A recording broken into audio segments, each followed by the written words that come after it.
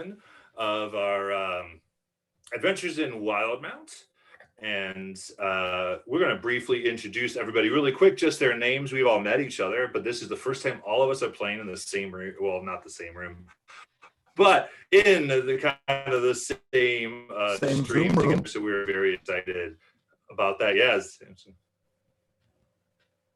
Same Zoom room, exactly. So let's do this. Everyone go around and say your name. My name is Jalen. I will be playing Thola Sayaset, a cleric, peace domain, who actually worships the Raven Queen. It's interesting. Her mother is a crypt keeper, so that's how that plays.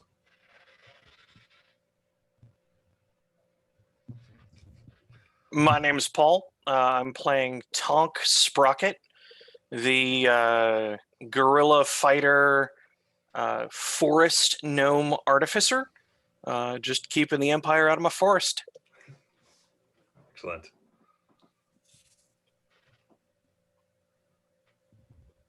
My name is Steven. I'll be playing Finn. He's a Tabaxi swashbuckler rogue, likes being out in the open seas, and is ready for adventure. And I'm Will, playing Malval Savage, human fighter, two-handed and quick, with both wit, attitude, and opinion. Excellent. My name is Matt, and I'm the Dungeon Master for this evening. So today, we are starting in darkness.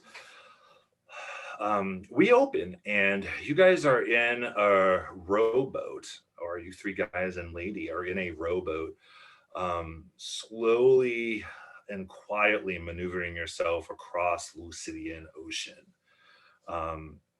As you look around, it is night exactly where you are, but about a mile from where you came from, it is daylight. And you can still kind of see the border of this, and all this darkness is centered on the ship before you. Mal is at the helm, rowing on the small boat ever so quietly. Finn and Thola, and sorry, because the only one not in the thing. And Finn, Thola, and Tonk. So Althin and Tonk, John, Thola, and Tonk. Wow, I'll get this. Are all you guys are laying down with blood on your faces, on your clothes, not yours, but some you have borrowed for this deception coming forth. And Mal, as you are rowing and seeing, as you kind of look behind you and see the daylight and look forward and see off in the distance, a ship which is covered in mist is at the center of this darkness. And you see this gentle mist kind of rolling kind of across the sea before you.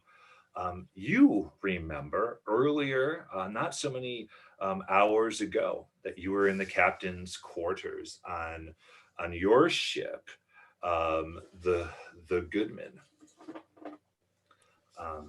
where all of you were actually. And we go into him kind of patting on his desk and saying, "Right, Mel." And as we pan over to him, we do see that he is a gruffled human, very simply dressed.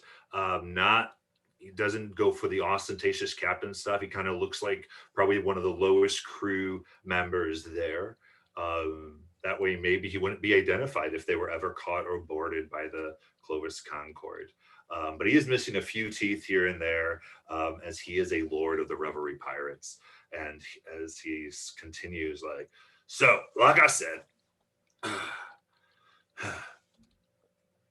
what we need is in the bow of that ship, in the lower parts of it.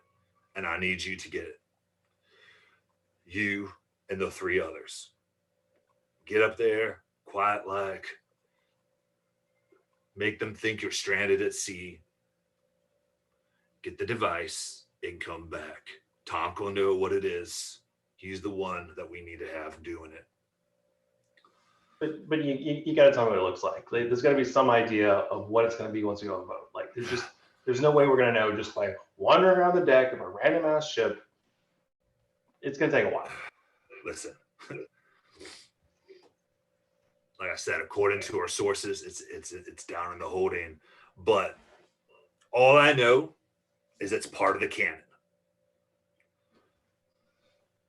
Next says, of course, this crazy arcane canon thing that the Plank King keeps on and on about. And you said the little one can identify it, right? Mm-hmm. Yeah. Okay. He knows what it is. It's his deal. He knows this stuff. That's why he's with us. He'll be able to tell us it's the power, what the power source is. And then in and out, right? Yeah, you Quick, get it in, you get it out. It goes, see if you can fool those drow pieces of crap.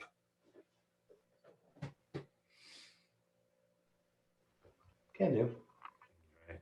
So Mal, do you have any questions that you thought you'd ask the captain right here? No, off the top of my head, no. So we go back as you guys are, as a lady, are continuing down the sea. And at this point, we're much, much closer. We're about a mile away from the ship. And as you've noticed, the ship that once was kind of headed towards the position that you were rowing towards has stopped in the last hour. Hour, 2-3 hours, as you guys have been going through. You're not sure when it happened. You were just so intent on going, but now it has stopped. And what you thought of as stillness seems to be a little different. So at this point, Mao, since you're at the top, we're going to get a perception check from you.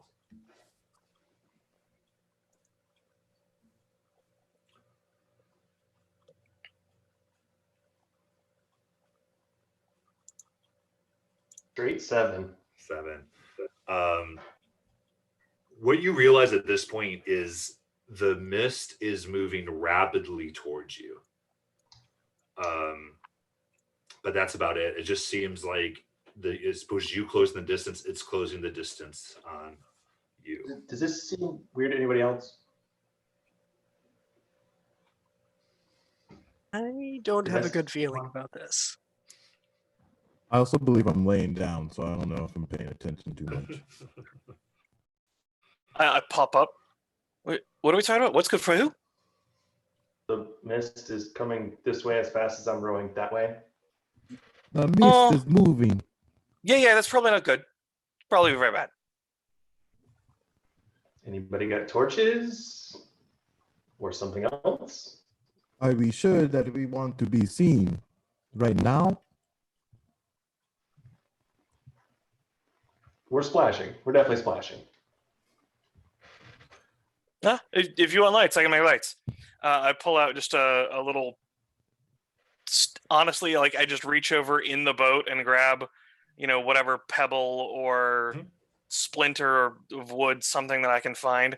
Pull out my little tinker tools, fiddle with it for a little bit, and it now emits bright light for 5 and dim light for another 5.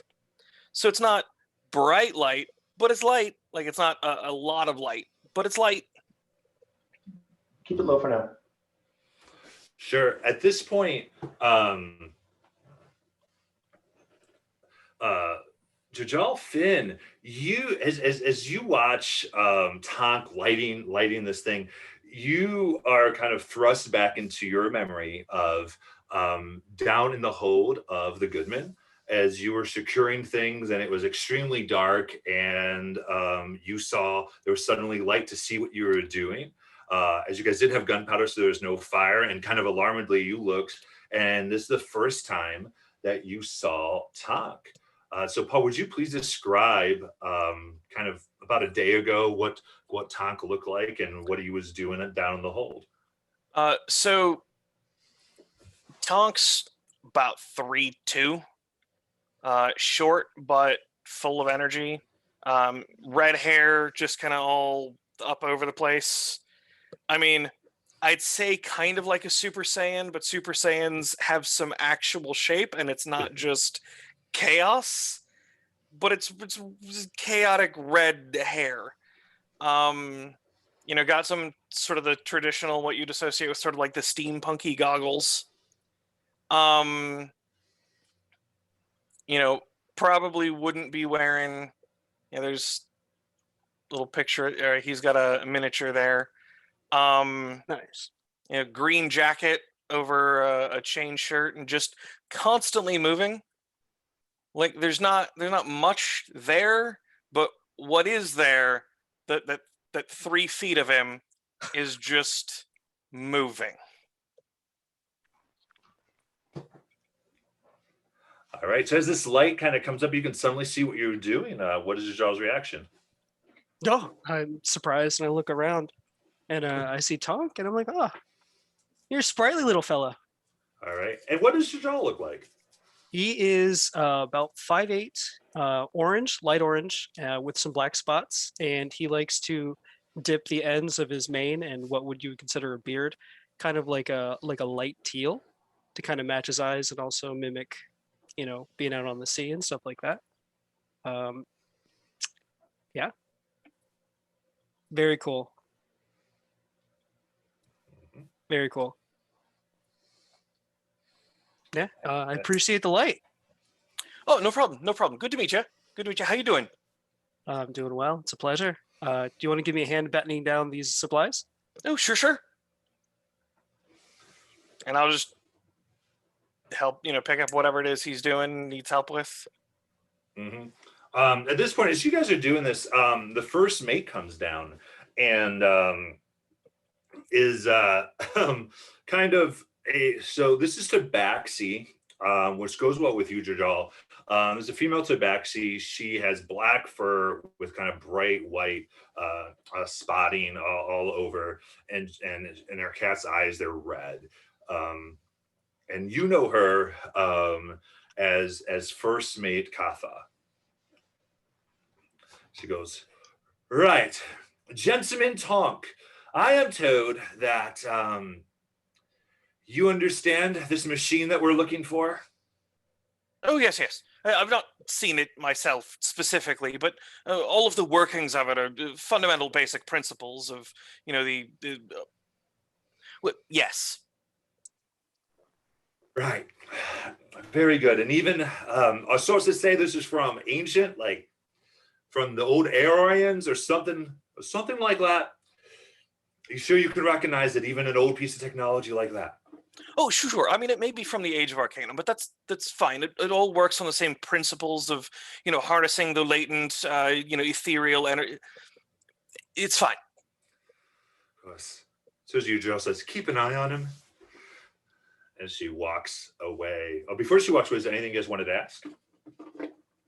Oh, hey, first mate, is there going to be a lot of staff on board? What's the crew look like? Yes, well, enough to run the ship and have our literal strike crew of you and the 3 others. But yeah, so I think she says, we've got 2 shifts to run 24/7. So I've clocked 30 people on board, plus the 4 of you. Aye, first mate, I appreciate it. Excellent. With that, she exits. At this point, you guys have about 10 feet of visibility in the mist. And I will get a group perception check. So this is going to be 15, and we need more successes than fails is what we're looking for. Do I just click the perception box on? Yeah, the modifier part, we're good. Yeah, you got it. So 14, 7. I mean, I can roll on. 6. Yeah, you don't have to roll on D&D Beyond. That is up to you. 13. That's fails all across the board. All right. In that case, let's get this going really quick.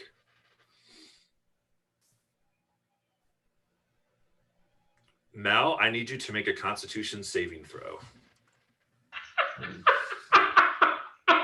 Sorry. Ooh. Unnatural 20. 20. Excellent. Excellent. Um,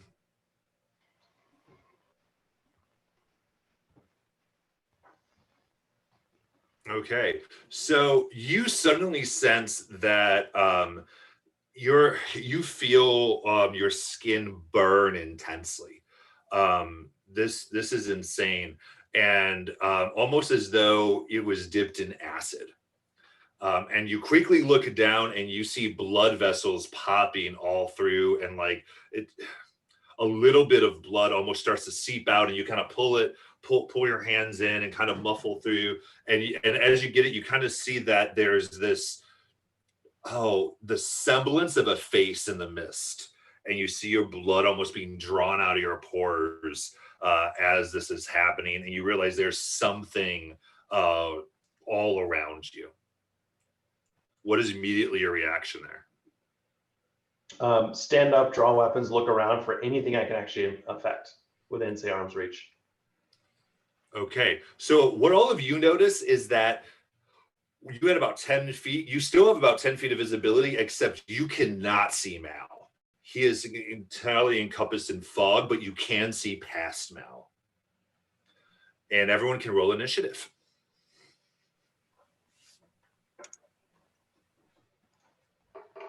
That's a 15. Okay, so 14, Thola 15. Mal, what did you get? 23. 23. And Jajal. That looked like a 10. Excellent. All right. So Mal, you're the first one to act in this. So you're looking around. You've alerted. You kind of saw him go. You alerted everybody, and this is your action. So there's no actual targets within sight. There's nothing to do. It's just me and the fog. So right? so you can't see anybody. Suddenly the fog is all around you, and it seems to have totally blocked your vision. All right. So we'll take. How big is the boat? Front to back, roughly. Sure. So the boat is essentially 15 feet long and about 10 feet wide. Cool. So I'm gonna go ahead and roll forward down the middle of the boat. Maybe 10, 15 feet as far as I can get at a fairly low creep, like not high enough I can fall off the boat, but try to get out of this darkness. Okay. Yeah. Is that so? You go ahead and move it. Go ahead and make a Constitution saving throw.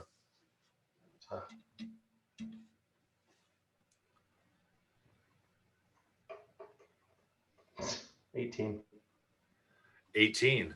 You still feel this pain, but you are able to, you kind of move out, and as you move it out and almost run into the people directly behind you and kind of stop yourself, you turn around and you see that there is just this kind of, again, it's hard because you have the 10 feet visibility, but just where your visibility should still be there is about a like 5 foot diameter kind of ball, again, not perfect ball, but just kind of this amorphous shape of mist.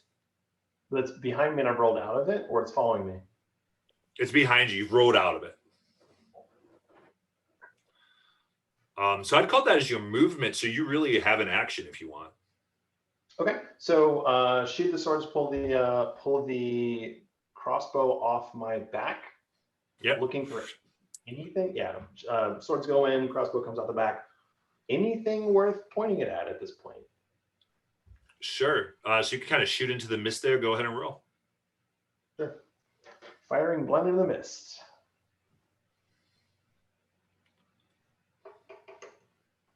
14, 19. Yeah. So that's going to be hit roll damage. We'll describe what happens here. Damage is 11. Okay. Excellent. So you fire your crossbow bolt and right into this mist, and you're like, I don't even know what's going on, and you half expect just to see a cross on the other side, but it slows. It does come through the other side, but it slows as though it's tearing through, that this mist is actually kind of thick and has substance. And you see pieces of the mist kind of tear off and get severed away by the crossbow bolt and kind of fade off into the general fog. So the perception is the mist is alive or it's substantial in some way? Yes. Okay. All right, and with that, Thola. And Dola sees this and she's actually gets pushed back, right? Yeah. From Well, I Malva. would say he probably rode over you because you were prone. Oh yeah. So you're like just kind of seeing this thing going.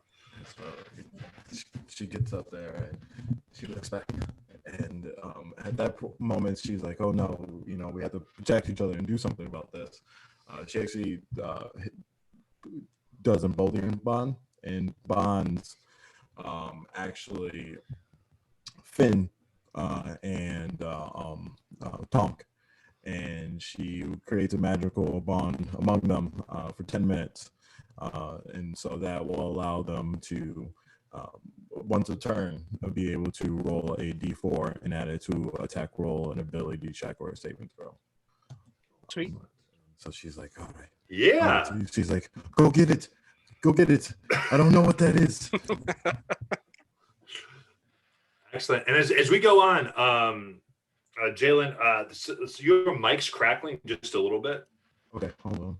I don't know what's going on with that, but all right. So Tonk, you have this energy go around you that's like, I think kind of grayish as it's from the Raven Queen, and it kind of emboldens you, and you see this link between you and Finn.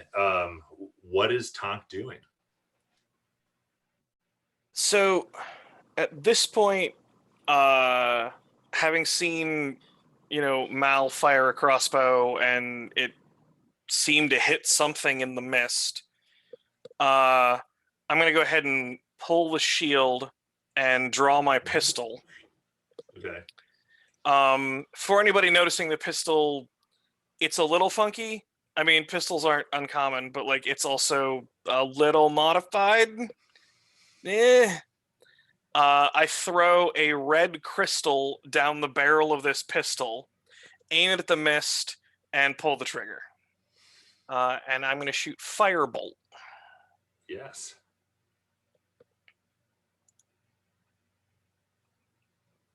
22 to hit. That hits. 8 points of fire damage. Excellent. So this fire bullet kind of comes out in this big blast, and as it connects with this mist, you see just the heat explode and start to dry up whatever it is this is forming, and there's like ash that seems to come off. So now what was mist is now ashen and starts to fall off into the boat, dealing it a severe blow. And Thola, as you watch this, there's this, we cut quickly to a big blast of fire coming about 3 feet away from you as you were reading a book on the bow, a bunch of crates right on the deck of the ship as Tonk was doing some firing practice. And it disturbs you, almost catching your book on fire. You look around and you see Tonk there. Describe us this vision that pops up out of the crates. So Tolka's like, "Hey, boy, are you dotish? Watch out, what are you doing there? You almost set my lights on fire. What are you doing? What are you doing?" Sorry, didn't see you there. My apologies. Sorry. You didn't see me. Boy, I am about 3 feet taller than you. How did you not see me? Apologies. I sometimes I get a little when I'm fiddling and it. Sorry. You better watch out with that. I might have something for you later that will, make your aim a little bit better. What is that there? That thing that you have there that shoots that fire? Oh, it's a pistol, but I've made some changes to it. You see, I went ahead and inserted an internal combobulator there, and it uses it to condense the latent ethereal resonance of the. It's a gun. A gun. Very, very nice. I like that. I've seen many cannons before, being on the Isles. I have a pretty neat weapon myself that I've been training for with about a year or so now.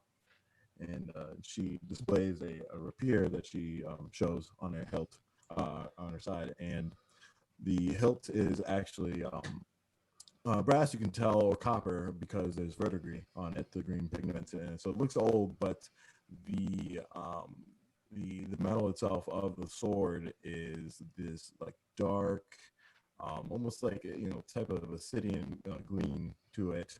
Um, and when she holds it, she does seem to really care for it much. And she says, typically someone like me wouldn't have a weapon like this, but I came to know a good friend of mine, and he showed me how to use it. Oh, that is a fantastic piece of metal there. Pulls the goggles down over his eyes and flips a couple of little lens things as he just sort of throws the loop down as if he's like examining jewelry or oh yes, no, that's aged very well. It's a truly fantastic piece of work. I think so myself. That's why I must keep it and learn more. I think I have much to learn of what this can Yeah. teach me. Tark can make an Arcana check if he wants. Absolutely. 15. 15. I'll say, Thola, you can go ahead and pick one aspect of the special properties that sword that you think that Tonk would notice. You notice that although the metal of the sword is black, right? It's darker. You tell that somehow it can almost emit its own light, and that it might even actually emit some brightness if you put some magical or effort and action to it to call it to bring light. Oh yes, no, that is truly fantastic. Oh, the way it resonates light, that is a beautiful piece of work. Yes. Actually, if when I'm in the dark, sometimes when I go and pick out special ingredients for my cooking, I use it as a flashlight. Basically, it's a very nice torch. Yeah, and Tonk, you realize this is a simple enchantment, but one thing that catches your eye is that something that sustains this sword that's unusual is the fact that this does seem to be partly powered by inlaid residuum, purified. Oh.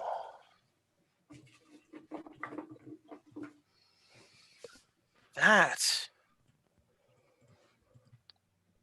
I am impressed. Yes.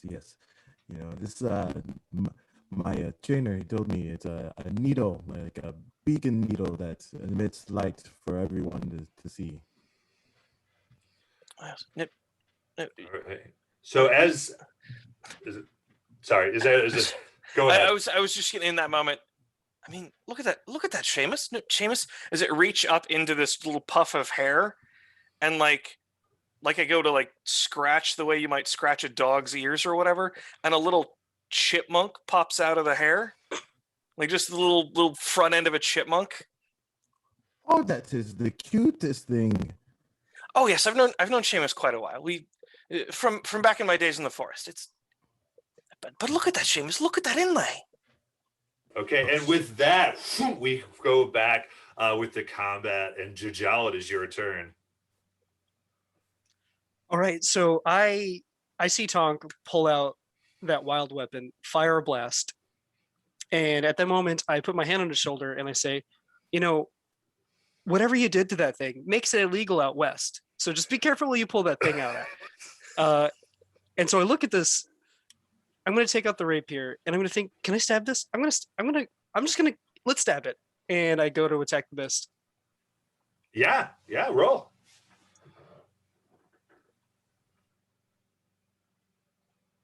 $19. So you definitely just kind of run across, or say even run on the side of this boat as you kind of sidestep everybody else and just hit it directly in there. Go ahead, roll your damage. You get your sneak attack because you're swashbuckler. Okay, so do I click on the damage portion on here? Yes, you click on your damage, and then you'll click on your sneak attack damage and add those together. Okay. So that's 7. 6, that's 13. Nice. Excellent. So yes, so as you push this through, and again, it's like striking arrow, but just a little thicker. And you do feel yourself as you pull out, you feel like you're pulling with the rapier bits of mist and bits of its essence as it comes out. But it is strange. You just get the sense it's not taking as much damage as a living thing with cells and blood would, but something's happening to this thing. And at this point, you guys see it's like about half of it seems to have dissipated away from the attack so far. As that goes, though, kind of in reaction, as you pull a little bit away from it, it comes in to where you are and circles around you. And I need you to make a Constitution saving throw. Oh, this makes me uncomfortable. Let's see. You can add a D4 to it if you want. Oh, how do I do that? So you would do that after. So make the roll, Okay. and then you can roll a D4. Oh, I might save that then. Yeah, What? that may be it right there. These rolls, excellent. Yeah. So you again feel this acid pain all over your body, but you're kind of breathing, and it's not it doesn't seem to be damaging you, but just trying to. And you're kind of able to hold it off, but your vision goes pure white as this thing encapsulates you, and you see him totally surrounded by this mist. So with that, it is Mal's turn. All right, so just for clarification, loading for a crossbow means I can fire every round or every other round? Every turn you can fire it. And then switching weapons doesn't cost me? No, you can free exchange. All right, so we're talking about like probably 5 or 10 feet in front of me at most, this black, scary thing. Yeah, you're about 10 feet away. So I could close the distance and probably strike twice with the short swords. Definitely. So the plan is basically, because the crossbow's on a loop, throw it behind me, pull the 2 short swords, cross the distance, and swag. Okay. All right, first to hit. 19. Excellent. Second is a 23. Damage is going to come in at 5 plus 4, so 9. Yep. And that's it for me swinging the blades. Yeah. So again, chopping away, it's diminishing at this point. Instead of being totally kind of encased in the mist, he's more just lightly obscured as you start to see Jajal's form and fur through this. But it's still all around him. And with that, Thola, it is your turn. At that moment, Thola points. It just says, "You will die and hear the bells." And she, ominous bells just ring at this creature in the air, and it must succeed on a wisdom saving throw there, or get some necrotic damage. And if it's missing any hit points, which it is, it'll be actually 1d12. All right, that's just a 9 on its wisdom save. All right. Here, I wonder how I'll cast it to a d12. I'll just roll a d12.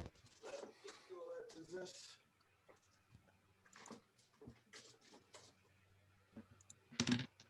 That's gonna be 8.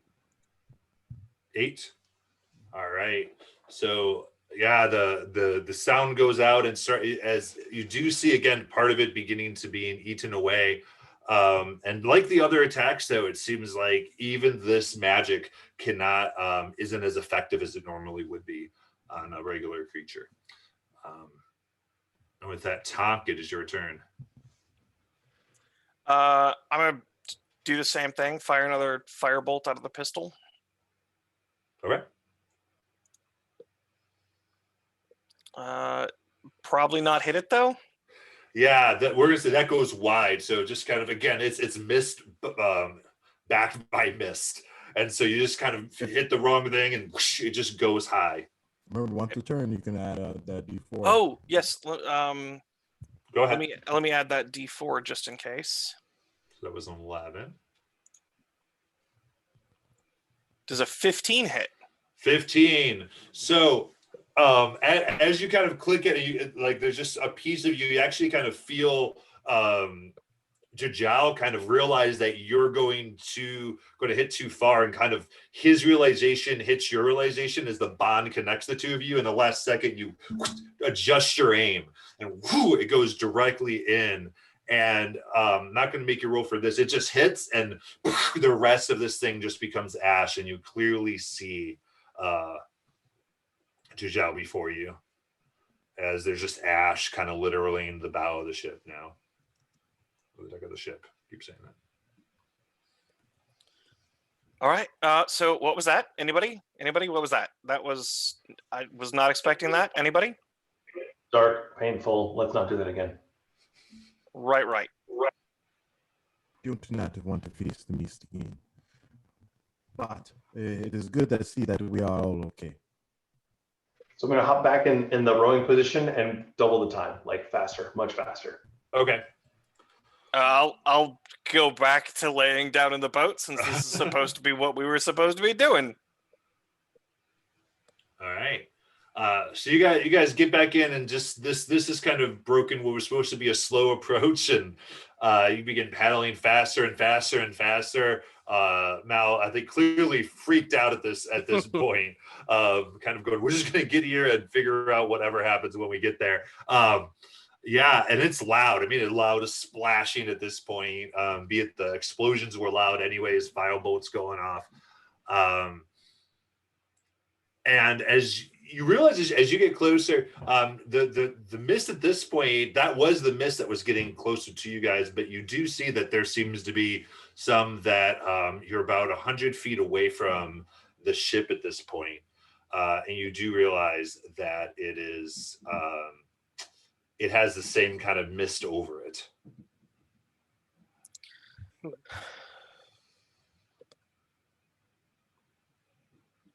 All right, well, this will be fun. As you kind of see the ship in the night. Ramming speed. In a very small boat, to be clear. All right, so you approach then? Yep, as close as we get up to the edge of it, as fast as we can, so there's no more surprises. You got it. So yeah, you approach the ship, and this is a large ship. I'd say a little larger than you expect. Like, you're going to a sailing ship. This is more like a warship. And you do get the sense that at the center of this, or close to the center of this darkness, is where the ship is lying. And to describe this more, as you're getting there, you're slowing down a little bit to not totally ram and wreck your own boat. You look up and you see the clear night sky. There's the constellations that you know of. And you kind of see that there is literally just this radius of not darkness. I think you first kind of were thinking, but as the clouds have broken over the ship, it is a radius of pure night. The night that you would expect. By the way, as we close, I want to tie off just to make sure we're tied to the other boat and we're not going to lose our boat if we jump on board. Sure. So you guys approach, and as you knew this was a drow ship, as we did in the flashbacks earlier, and you're aware that they've got amazing night vision, but there's been no bell. There's been no one spotting you, and you tie yourself to the edge of the boat.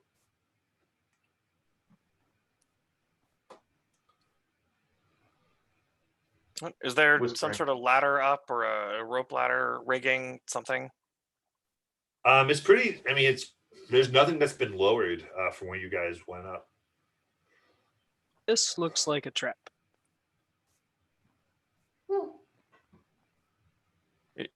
It's only a trap if we don't know about it.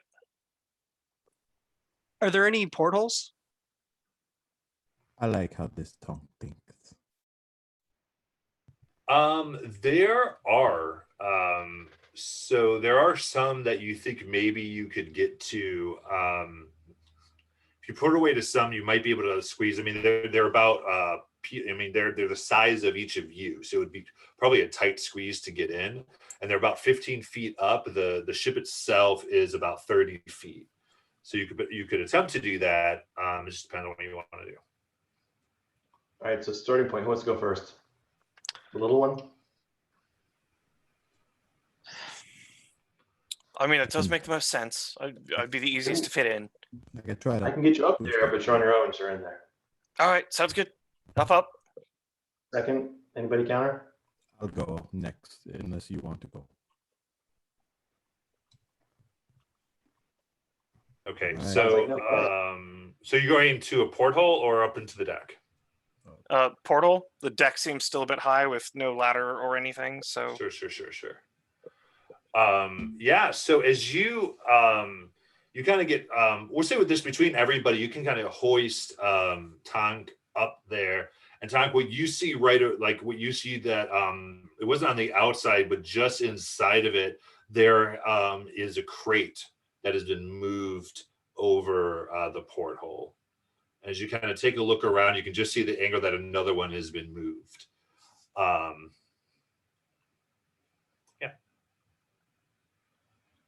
all right, down. Hold you back down. No problem. They moved a crate. It's blocked. I can't get in. It's heavy shipping crate, large container. Can't move it. But it's in the way. Yeah, How many Mal, things? that strikes you as totally weird. You too, Mal, because you both know that that's not good. Those are there for a very specific reason, and they're there to not made to be blocked. So we've been barricaded out. Well, how do you suppose we can do a makeshift grappling hook? I could take a crowbar with some rope and just try an old-fashioned boarding party. That could work. I mean, we could. Do we want to distract and some noise? And anybody get?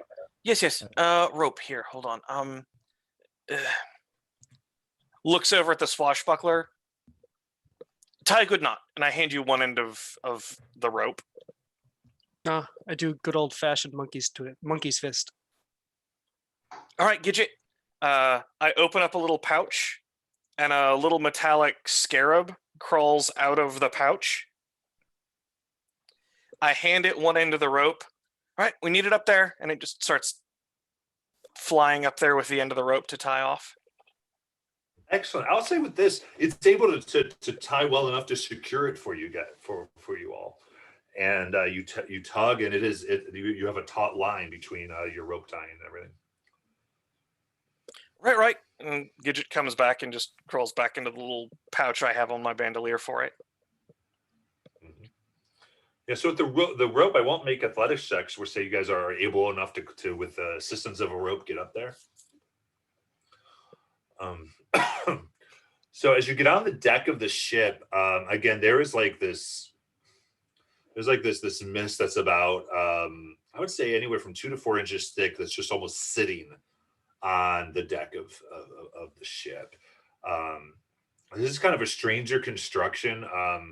All the lines are more like curved as far as it's a little bit more ornamental. And as you look around, and I'll say everyone can go ahead and again give me perception checks as we take this in.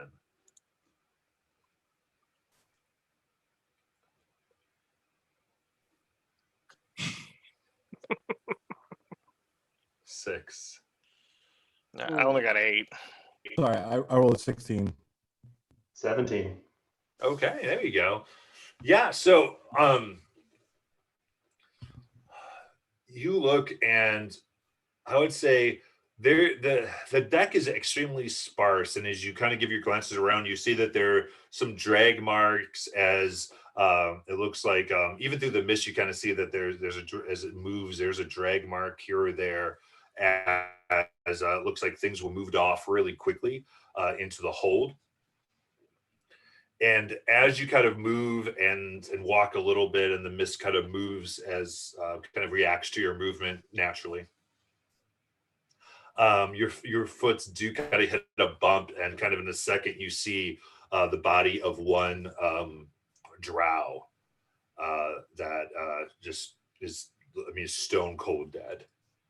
What defines stone cold? What's the exit wound, entry wound, anything? No blood? Like what's the guess? Make a medicine check real quick if you want to check that out. Well, Can I help him? Sure. Roll with advantage. How's Tonk helping? No, that's Sorry. not Tonk. That's So who said that? I missed that. Oh, that was me.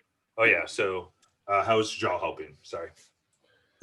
I've got a little bit of a history, or history with medicine and triage and stuff like that. So I kind of help like point out areas for him to kind of palpate and check for like crepitation of the bone and stuff like that. Sure. Okay, excellent. so we're on 13 with edge. Okay, 13.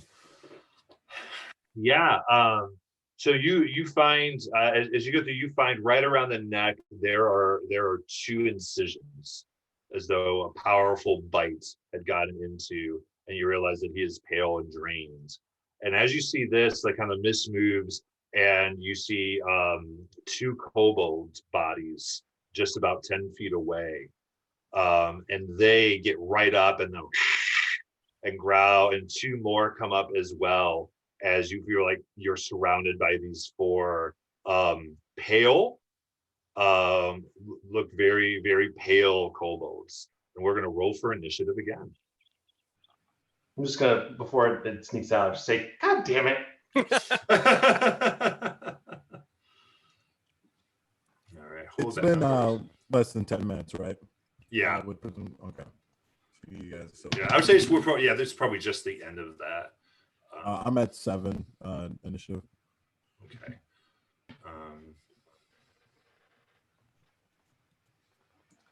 21. 15 for Tonk. So let me get this. Okay, Phil was 7 and Tonk had 15. Who had 21? I'll at 21. 21, and then Jajal 14. 14. Okay. So let's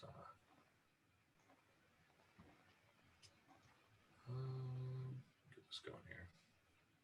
There we go. Start the combat. Excellent. So Mal, you're going to be up first, and let me get us set up here, though. Give me 1 second. So we get this moving.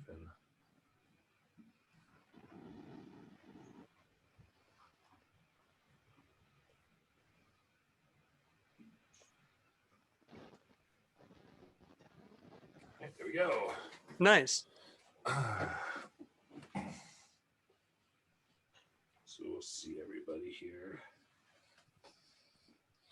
All right, so you guys came from here, and I'll move this if I have to, but you guys all came up from this side here.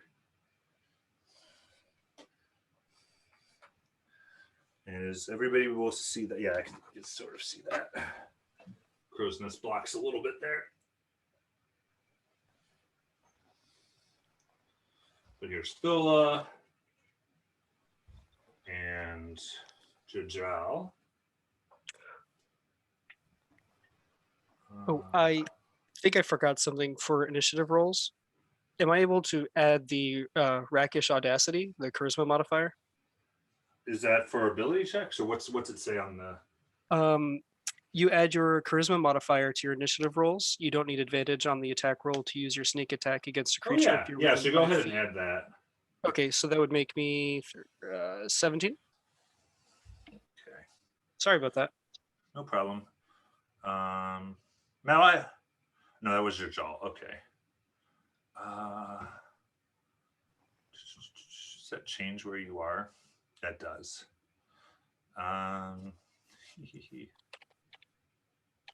Okay, I'll try to remember that. All right. Because I already ran the encounter. Cool. Now let me just see real quick. See if we get the other angle here, if that looks any better. So.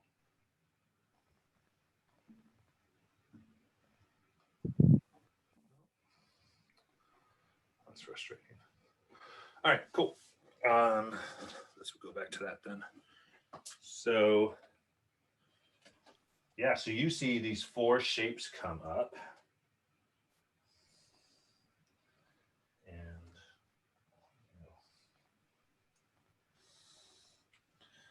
this kobold. So we're gonna have one right there, another there.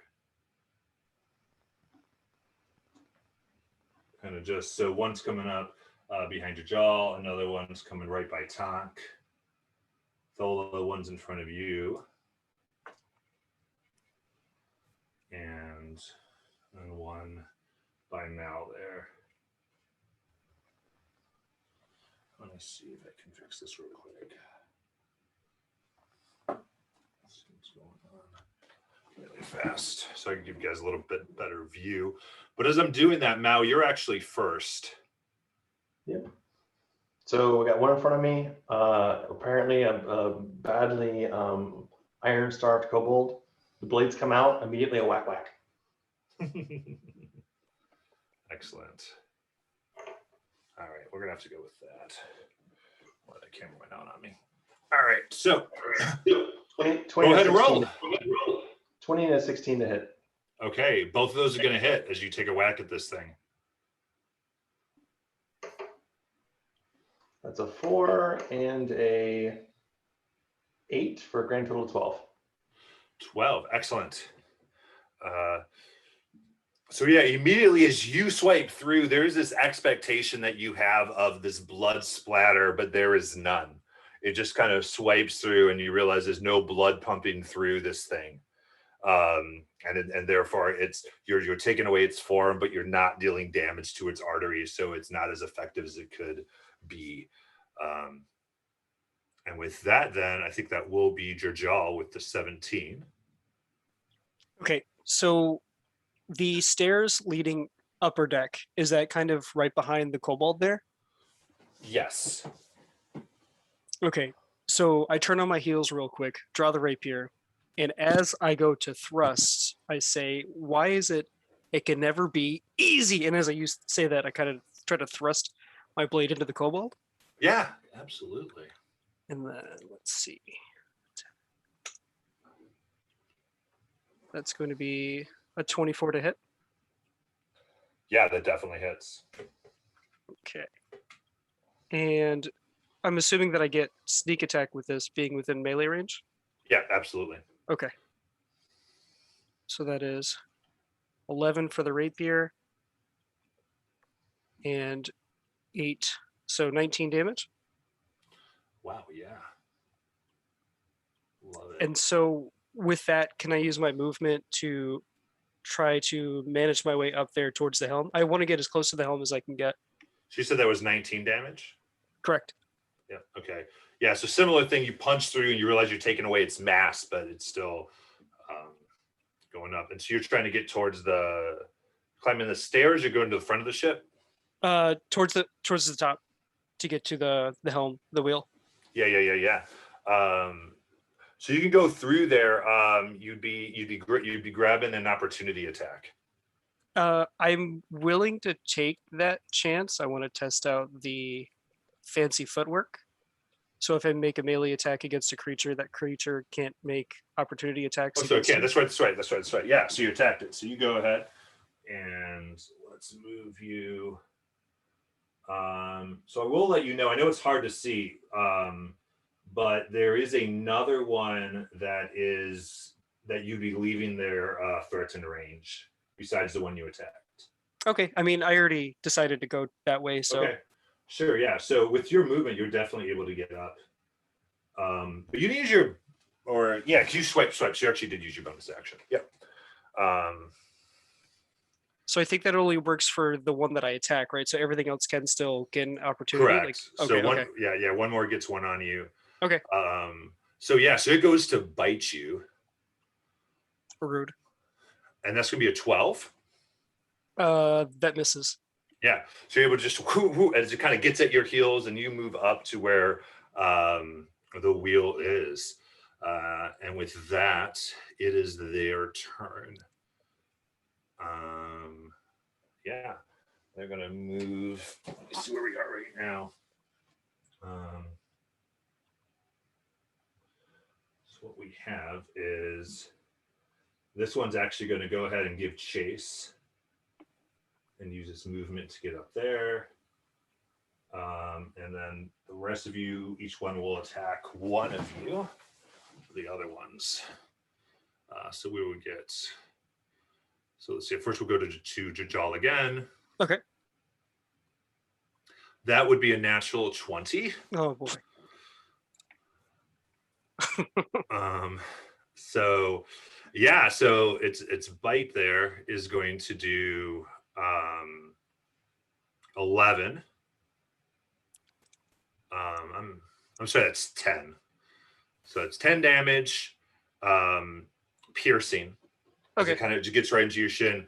But then there's kind of this other type of like as you can actually feel it kind of suck and drain through its teeth, kind of blood out, and you take an additional 10 necrotic damage.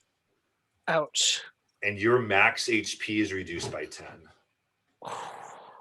Okay.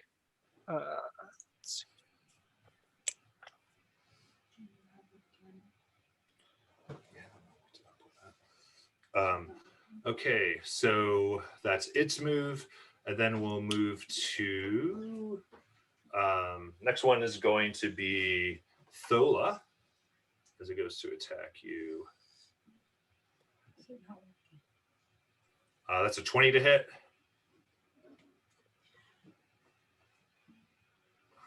It will hit.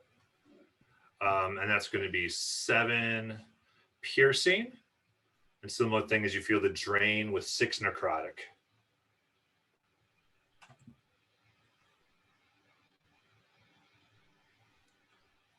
And then we'll go over to Tonk. Oh my gosh, that's a natural 20, Tonk. That's so unfortunate. That's going to be 6 piercing. Oh, and 16 necrotic. I'm down. Okay, quickly down. And then one against. You know what? I'm going to go back to. So I originally in my thing actually did say they were. So in my actual screen in front of me, I had 3. I'm going to go back down to my 3 that I had actually balanced this encounter for. There you go. Based on what happened, but I will. If you want me to share my screen, I will. But I promise that is actually the case. I just realized and I did that for a very good reason, as you guys can tell. Anyway, so then we're going to go to Tonk. Right now. Let me. I want to know.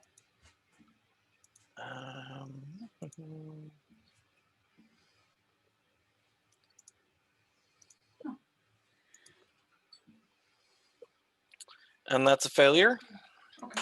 Yeah, no. Yeah, it's kind of jumps over. It jumps out of the way of your shot. I'm assuming firebolt. No, I'm down. So that was a. Oh, you're death save down. failure. Sorry, death save. My bad. Sorry, I was messing with the camera. All right, yeah, that's 1 death save. Down as Tonk is there. With that, Jajal. Whew. Okay. Well, originally I wanted to test to see if the helm still, there was still reaction of the ship from the helm. Mm-hmm. But I think I'm going to decide against that. And the one that chased me, is that the one that I attacked originally? Correct. Okay, so I'm going to go ahead and try that again. I'm going to try to run him through the chest and see if I can put him down.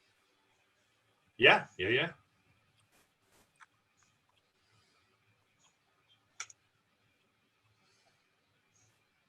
That was, what is that?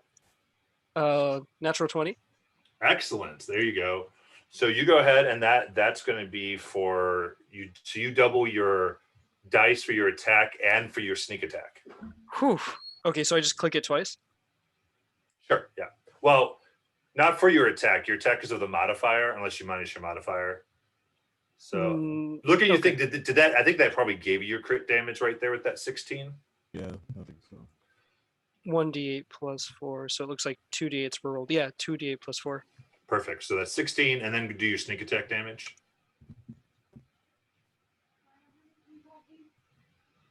And then that looks like it only rolled that once. Okay, so that is 25. Roll again. The sneak attack. So 31. Excellent. So you get the immediate sense that if this thing was a natural creature, it'd be gone, but it is not. So you do a good amount of damage to it, but it resists a good amount of what you are putting out. Okay. So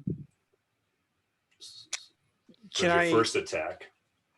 Yeah. Can I take this moment and how high was that stairs? Like, how would you say the upper deck versus the boat deck that everyone else is on? Yeah, this is really interesting. This is a weird build of a ship, but it is 20 feet. Okay. All right. Can I? Dang. Okay. I want to go ahead and try to squeeze past him back down to everyone else. Okay, so I do believe. Oh yeah, you attacked him. Excellent. So yeah, so you just move on back down.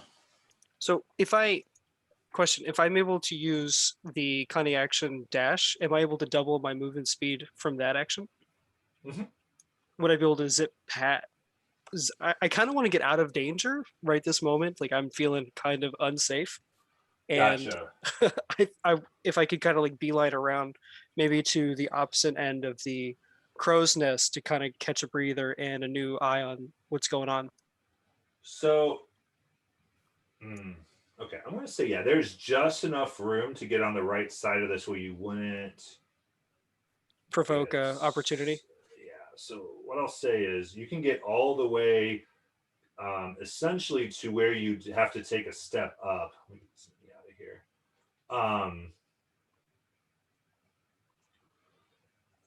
But then if you go any further, you're going to get an opportunity attack. Okay. Okay. I'll rest there then. Okay. But I will say that you're able to flank with Tonk if he does a melee. Well, actually, never mind. He's down, so you can't flank with him. Okay. But you are near there. Excellent. So, Thola, it is your turn. Lola wants to, like, after examining these creatures further, can she tell or not whether, what their nature is? Are they dead? Are they, what type? Yeah, I think a religion check should do for this. All right.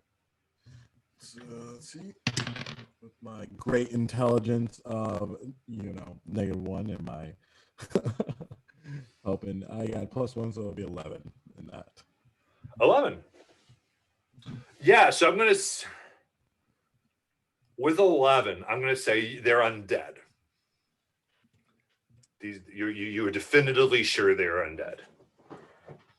How many are in like 30 feet of me? You'd hit all of them. Okay. At that point, Tola is going to take her necklace, which has like a engraving of like a raven on it, and she says, "Be gone!" And she turns undead. So I'll have to make a wisdom saving throws. Use her check. Excellent. So we get 3 wisdom saves here. So number 1, 12. Oh, that just makes it. Jesus, boys. Second one is a 12. Oh, that also makes it. Sorry, let me get you guys so you don't get car sick here. Trying to fix the angle for you. Here, let me move this so we're doing that. Okay. And then the other one's a 4, so 1 is affected. All right. Which one would that be? I guess so. I can get So that was the one that was actually the furthest away up top on the mast. Oh, nice, the most dead one. It is frightened. Yeah. All right, perfect. At that point, then I will. Not the mast, but the wheel. I'm sorry. There's both. There's one that is engaged or with me, correct? Yes. Okay. Then I will just. I only have an action there. I'll just end it there. All right. Then we go back to the top, and Mal, I believe it is your turn. All right, so it's become quite obvious to me these are not natural kobolds. They are not dying where they're supposed to be dying. This is not working at all. The one closest to me, 5 feet of the railing, is it possible That looks a hard pretty good. push action? I could push one of these beasts off the boat. Yeah, if you want to do shove, let me see how active that is. To where you are. Yeah, exactly where you are. It's actually the one that would be engaged mostly with Thola, but you could get it off if it fails its check there. Everyone Let's better? do that. So that's what athletics check. Everyone see where they are now? Okay. There we go. How you guys like that? Better? Yeah, it's a That's bit better. Thank you. Sorry. You're welcome. Thank you. Thank you. All right, so sadly the roll came out a 7 + 2 is a 9, so a 9 to shove, which is not super awesome. Yeah, so it's going to roll against that. See what you get here. Dude, it rolled a natural 2. Nice. So you go ahead and immediately do a shove attack, moving at 5 feet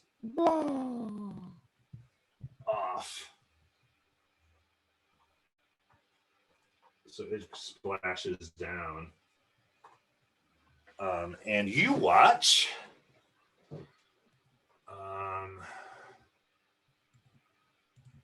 As let's see here, which one did you do? Yeah, so you watch as it actually starts to the ocean around it bubbles and like turns and smoke, smoke and an awful smell rises from the ocean as it seems to be dissolving this creature. Cool. Off the boat with them.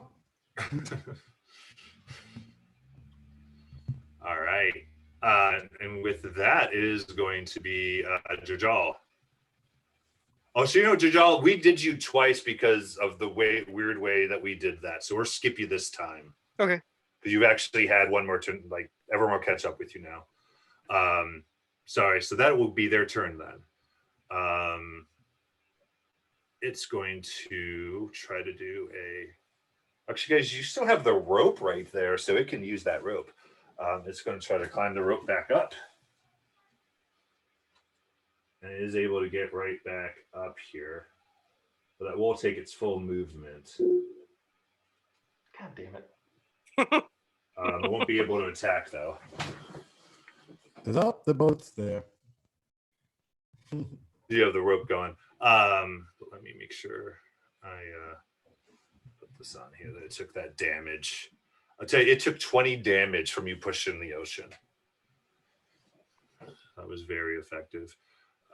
And then the other one is scared. So it's actually, you guys can't see it, but it's going all the way back away, trying to get as far as it can from what's going on because of turn undead. And then the other one turns from Tonk and is going to try to attack you, Jajal. Oh, nice. So where's this? That will be a 12. That misses. Yeah, so you kind of just jump over it as it kind of scutters around and turns around behind you as it's circling around. And Tonk, it is time for another saving throw.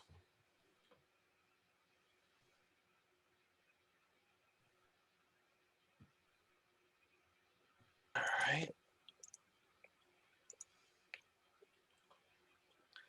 That's a failure. Oof. So that's 2 failed death saves. So you guys are watching Tonk bleed out on the deck. Jajal, it is your turn. All right. I scream out, cover me, cover me. Tonk needs help. And can I make a medicine check to see if I can stabilize him? Certainly. Go ahead, roll medicine.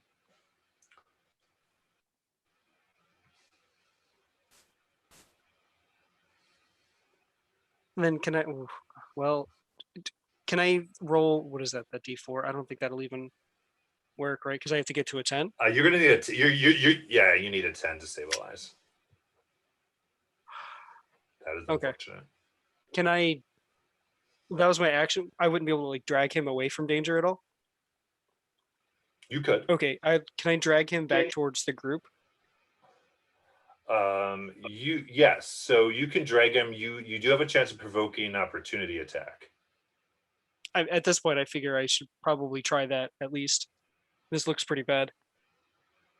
Okay, so with the group, so I'd say with the group, you're not going to take him any farther away from any danger by getting him to where the group is. Oh, okay. Like the okay. kobolds are around so much. I just say that's just to let you know it's not going to really do anything. Okay. So if I didn't do that, then what actions would I have left? So as your actions, you have a bonus action. Anything you could do with that.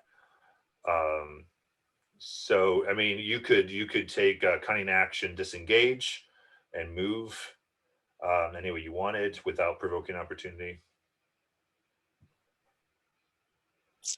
No, I think I'm going to stay right there. Okay. I kind of want to try to like guard him. Excellent. So okay, I'll say you use that. You take this posture that's attempting to attract damage. I think we'll say you're doing that. So then, and Jajal gave your turn when I didn't mean to. So there you go. But nothing happened, so we're okay. Thola, it's your turn. All right. At that point, Tholo actually moves through Mao and looks at Finn and says, "No, you covered me, child." And as a bonus action, she will cast Sanctuary on Finn, so that any creature that targets him, or anything like that, Just make a wisdom save. Right.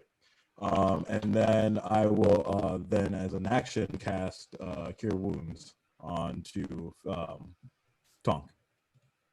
Excellent. Go ahead and roll for that. I'll roll that here. Oh gosh. At least you're alive now. Yeah. So to get over there, Thola, you are going to probably get an opportunity attack, just so you know. That's fine. Okay. So I have to move you over there to get into where you're just touch of just Tonk. roll the real die. But that's a 19 to hit. 19 actually does hit. Okay, so 7 piercing plus 4 necrotic. And you are 4 less HP of max. All right.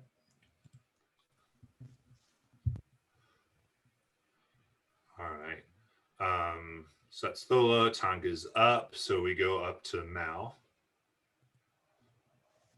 All right, so best options. Could I shove again? Is it worth it, or does it seem like we're gonna slug this thing out? Like the guy got right back on the boat after I tossed him off the water. Does he look like he's seriously damaged? He looks extremely damaged. All right, shove again. That messed him up royally. Shove again. Bye bye. All right, make your shove. That is athletics. Dice are not kind. It's a 7. 13. So does not move him. All right, and then since we're sort of behind, what's the stupid tripper? Get one more attack. Let's do the action surge. Okay. Which is, I think, once per short rest, I want to say. And hit him one more time. Just give him another hard shove. Yeah. Roll your athletics. Got to beat a 5. 7 beats a 5. Nice. All right. So he goes in. Not that way. He falls. Oh my goodness. There we go. Oh my gosh. This thing does not want to fall. There you go. He falls out of the ship. At that point, it's the steam and bubbling happen again, and he actually like separates, like his head separates from his torso, and it's just kind of eating him, like dissolving in acid is what is going on. So he is a goner.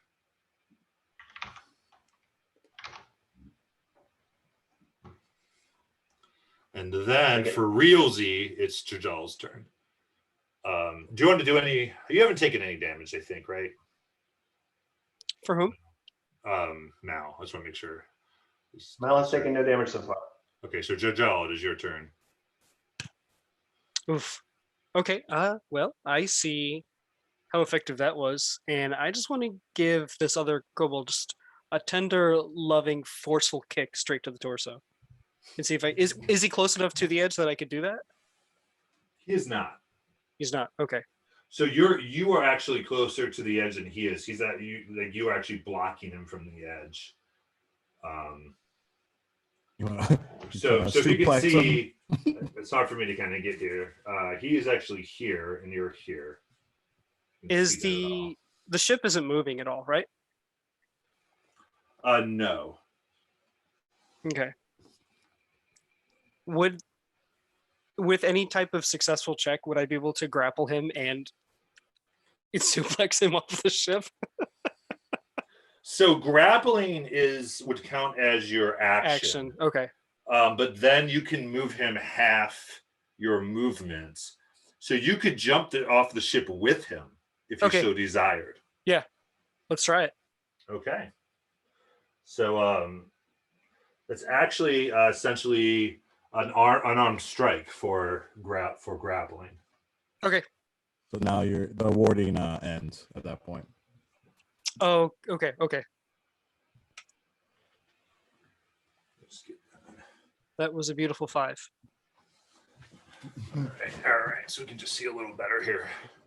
Yeah, that will not happen. So, all right, there. Now you can see a little better there, I think. So, perfect. Real miss, or rolling through there. Okay. Yeah. Well, then if I still have my movement, can I dash up back towards the helm? Sure. You use your bonus action disengage. You Yeah. didn't really take a melee strike, unfortunately, on that one. So True. Yep. Yeah. So move 5, 10, 15. You get about 25. You get you're essentially halfway up the stairs here. Can I use the feline agility Yeah, you got and it. double that? Yeah, get up to your climb. You're up. Thank you. Thank you. So perfect. You guys back up. Then it is Thola. I'm sorry, it's time. No, okay, you messed this up. So what actually happens at this point, my bad, is where did I put everything?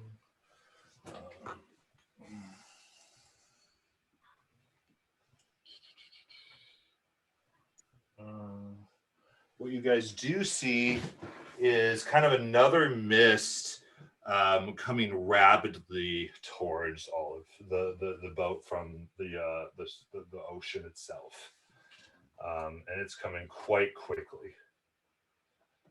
And you see like a definitive humanoid shape in it. And where is that mini? Under deck. I'll have to just keep describing because I cannot see where I put that thing. So out of it, you see then like the mist kind of immediately turns red, and you see this red, black, and extremely pale face that is clearly dark elf, but devoid of all color. As you see this very sleek female body with very tight clothing, just kind of float up and stay floating. And she stays floating actually right above the crow's nest. As she just kind of says, stop now if you wish your life. So this is like an elven Kate Beckinsale. Essentially, yes.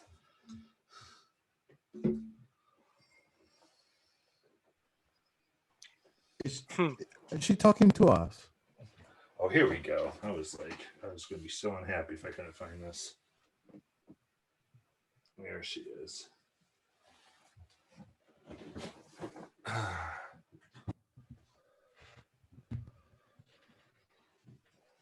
I think she's talking to us. She is. And you see as like there's this stop order, these undead kobolds stop as well. So with that, I will say, Tonk, you get your first reaction to this simple request.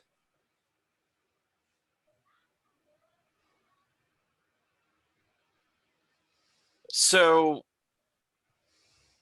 I don't entirely understand what's going on. And I don't want to be the first person to screw up whatever's going on with this lady. But what I will do is pull out a small metal cylinder from one of my pouches, put it on my shoulder. It sprouts 6 little metallic legs and perches itself on top of my shoulder as a small cannon unfolds. Excellent. So you ready your cannon? Yep. Perfect. Yeah,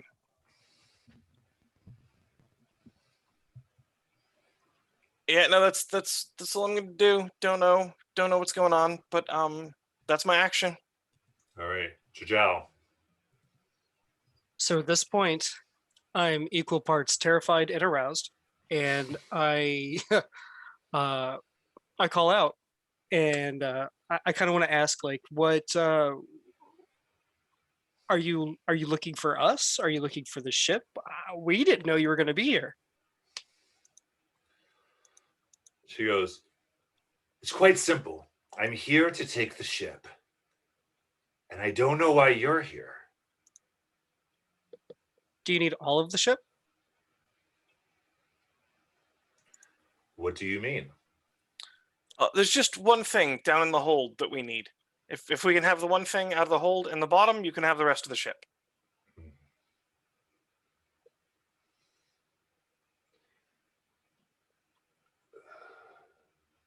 She pauses. And says, if you're going to the hold, then I need you to, you may kill them if you wish, but I need everyone down there to no longer be conscious. Then you may take whatever this thing, what is it that you are going down? This piece of what? It's just it's an old metal little gadgety relic. You may have it. Do you need the personnel on board, or you need them unconscious, but do you need them there? Can we just remove them from the ship and everything is yours after that? That is not the deal. You simply render them unconscious. You take what that's little artifact, whatever it is, this metal thing, and you leave. Can we borrow your kobolds? She smiles, she goes, these lovely children are mine, and they stay with me. What a wonderful defense they have too, by the way. They could really take a beating. And give it too. This hurts, by the way. I'm bleeding. At that point, I'll cast Cure Wounds on Finn. Okay. Yeah, and I would say with this Thank you. also, Which is a 10. I'll give this for you for free. This is clearly a vampire. This is just classic. You're aware. It's almost comically so the way that she's acting and things are there. And there's pieces of her that are like overly theatric even. Okay. You said I heal for 10? Yeah. Thank you. All right. Keep in mind your max reduction. That puts me at just about. Okay. Yeah, because it was 10 minus 24. Perfect. And then I guess also, I guess before we move into anything else, I will cast Aid on me, Finn, and Tonk as well, which will increase his maximum and his current hit points by 5 for the duration of the spell, which is 8 hours. Wait, increase by how much? Yeah, the 5, your maximum and current. Okay. And I also need that. Perfect. All right, so I'm going to at least take a second to point both swords at Floaty Lady and say literally, all right, Floaty Lady, what's the assurance we have when we come out of this thing with whatever's happening underneath, we're going to be able to walk free of this thing? Or is this just another game? It is no game. You clearly have discovered that you can push my pretties over, and I just don't wish to endanger what I came for. And you came for The ship. what? I came for the ship. I came for its crew. You get this thing Sounds you like- came for. I get what I came for. And we all go on with our happy, well, with your short little life. So it sounds great, but like vampires and boats, vampires and boats, boats and vampires, boats. Like, I'm not making the connection here. The square peg in the round hole don't seem to fit. I turn to Mal, and I'm like, vampire, and I point up, no sunlight.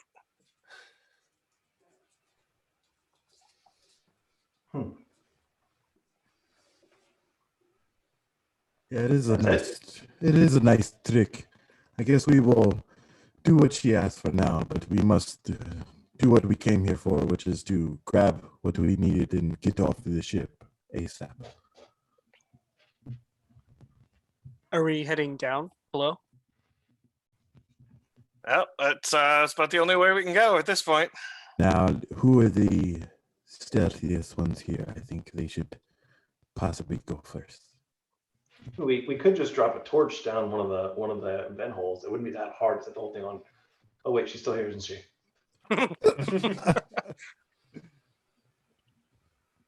I'm pretty stealthy. Yeah, she definitely gives you a look like. Oh, did you say stealthy or sturdy? Stealthy. Oh, I think that's my job. You guys can both do it. The both of you. The both of you. Actually, matter of fact, on that note, I will, because it's probably been past 10 minutes, I will bond you again, the both of you. Cool. Hell yeah. Let's go down together. So, and then I will like slowly, be at the door and stuff, things like that. You guys won't get too far. Close up of her. Those. Yeah, it's very cool. Before we go down, can I turn and kind of face towards her and ask, like, do you have a type?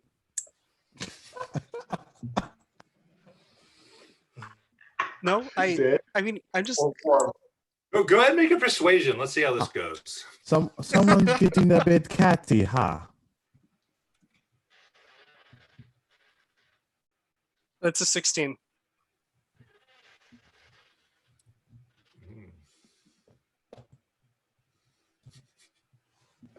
She literally wrote a natural 20 for her DC there. No,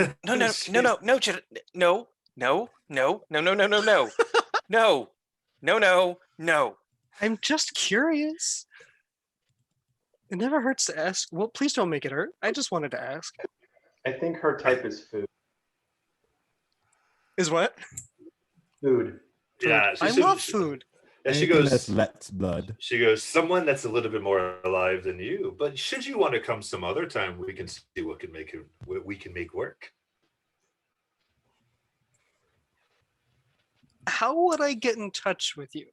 So at this point, Tonk, who is smaller than Jajal, is pushing the back of Jajal's knees towards the doorway. No. Okay, No. Maybe after this. After. Please don't go anywhere. As it he echoes into the doorway. No. All right. So as you guys get to the door, it is locked. Okay. As you were trying to get down to the hold. I look at Jajal and I'm like, you want this one or you want me to grab it? Ooh, should we rock, paper, scissors? Okay. Yeah. Do we go on shoot? Like one, 2, 3, shoot? 3 then shoot. Okay. 1, 2, 3, shoot. 1, 2, 3, shoot. 1, 2, 3, shoot. Oh, you win. Bonaparte's with shears. What are we doing? Thieves' tools. Yeah, roll it. By the way, that crowbar is still on the deck, right? Probably. Just looking for it. No reason. Is there a good way to just automatically roll that? It's Dex plus proficiency, and that's it, right? Yes. Okay, well then I'll just roll it here. Plus, Oh, that's crap. I would say you could add a D4 to it, but I don't know how much it'll work. Help there. So that was 5, 6, 7, 8, 9, 10. Sure, I'll roll the D4. 11. 11. It is a fairly simple lock, so you're able just to tink as it opens up. Luckily, and it goes and leads down beneath the ship. I ruffle his hair a little bit. Good job. You boys be safe down there.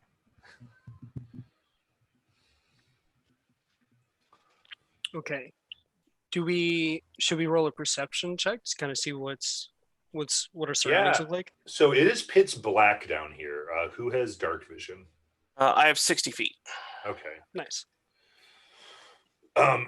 So Tonk and Jajal, you both can roll just regular perception.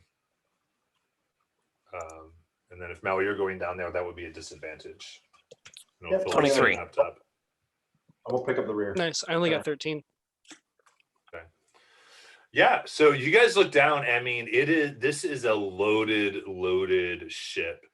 And there just seems to be there's crates that are chained and sealed, and there's also like just boxes that have no tops to them to just have all types of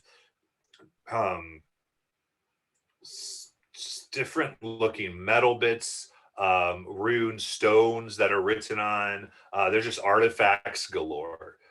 This looks like wherever it came from was quite intense. So at this point, each of you gets now to call a flashback.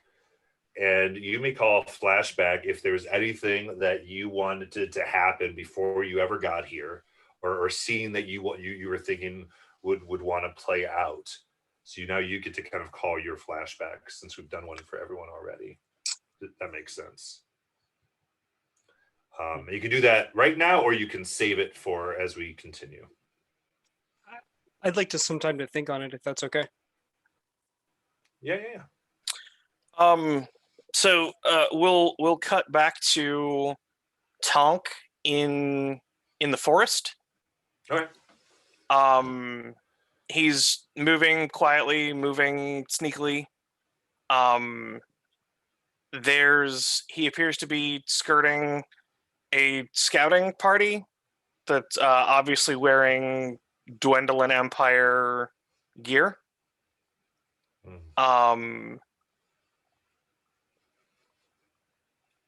And he's seeing their supply lines, scouting out what he can do. He manages to avoid notice enough to get over to one of the supply carriages. Pulls out some alchemist fire bottles, rigs them up, tries to get it so that, hey, they should set themselves off here about a minute or so, give him time to get out, whatever. And he gets it set it just about there, and he starts moving, and he's grabbed. And basically picked up by this Dwendalen Empire sergeant. What the hell? Now, Tonk isn't wearing any uniform. He's no official member of anything. What do you got down there? That's guards. At which point, more of the troops start coming. What were you doing? What do you got? And About that time is when the alchemist fire goes off. In the chaos, Tonk is able to get out.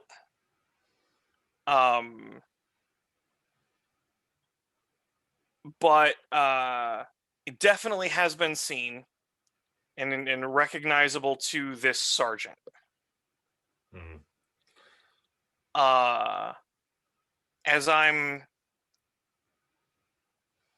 As I'm leaving, Tonk mutters to himself, "I'll be back, and I'll bring more toys." Nice. At about this time, as we kind of fade back to this dark, um, hold, some as you're running through the forest and it's getting dark.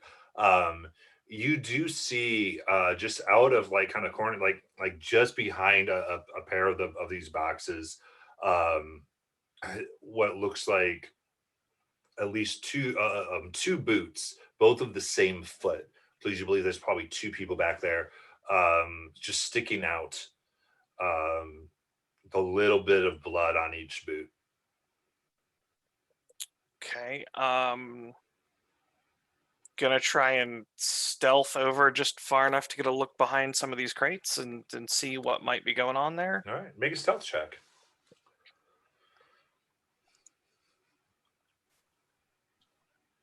15. 15. That will pass for their passive. What you see two drow uniformed sailors, definitely official, from the dynasty, and one is severely injured, and is kind of holding their breath and holding their chest, breathing heavily. The other has taken a few hits. You can see some like scratches and bite marks across their face, but is doing okay. Um, as they're just kind of listening, and you hear them mutter, the one mutter to the one that's injured, "It is okay. We just simply, if as long as we do not let them in, they cannot come down here. We cannot invite them, and we'll be fine. Help will find us."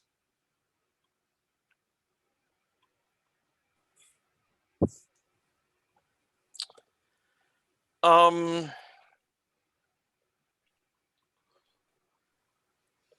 do I see, like, obviously the two of them are talking to each other. Is there anything to indicate that there might be any other sailors or soldiers anywhere near? Sure, you have high perception, so I would say you look around, and there's a lot of dead bodies down here. People who looks like maybe they bled out, or just weren't able to make it. And you don't get the sense that anyone else is alive down here, as you listen. I will also say that with that perception, in one of the boxes, you do see the soft glow of arcane power from an orb that would match what you might expect. That you'd have to get closer to see what it if it's what you're looking for. And it's Okay. kind of, it's not where they are, but it's like directly across from where they are. So with the lights given off, it's going to be very difficult to avoid detection to get it. Okay. I will look over to Jajal, and just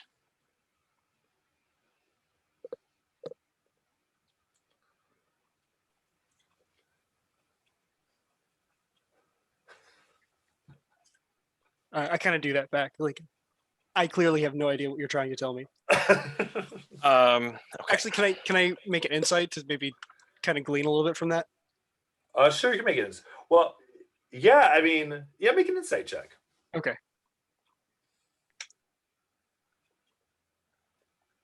Oh, 18. Nice. Okay. There you go.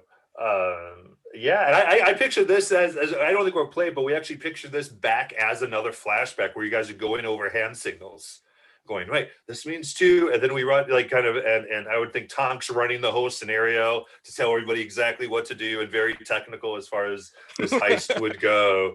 And you remember what is Hey, happening. look, it's pretty simple, right? Like, obviously, this means I'm seeing something, or I'm watching something, or there's noticed something, right? This is right in the eyes, right? So I'm noticing, and then And then, obviously, what do I notice, right? Like 2 of something, maybe 3 of something, however many, I don't know.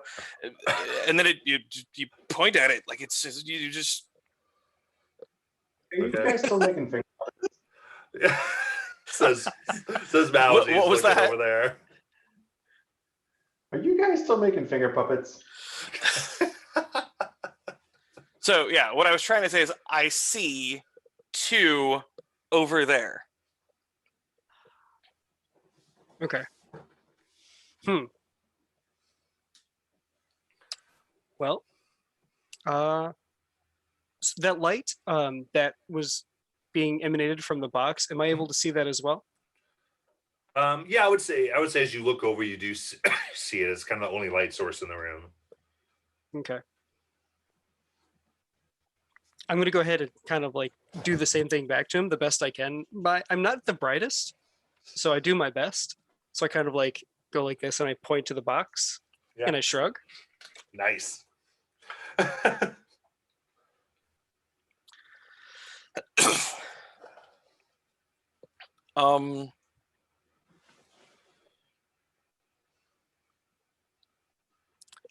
Gosh, how would I even respond to this?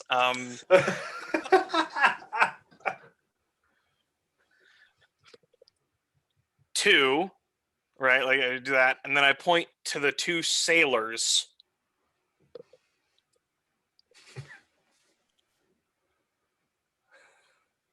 Uh, hmm. Hmm. I kind of pull the dagger out a little bit and I point to the dagger. Really? Yeah, you were told you could do it. You could knock them unconscious. I know it just doesn't sit well. Like None of this. we have a very specific deal set forth with a CR13 vampire. Like break it with the mechanic. Like guys. Breaking the fourth wall. Okay. Damn. Like Tonk is of absolutely no delusion that we can handle that lady. Like that's Vidal what wants to handle her another way. I'm just highly interested. Okay. Well.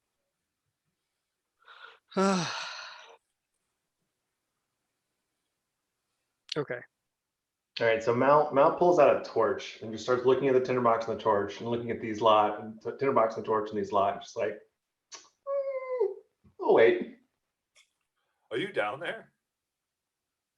Top of the stairs, listen to these guys bumble around. Oh, okay. Yeah. Okay. Well.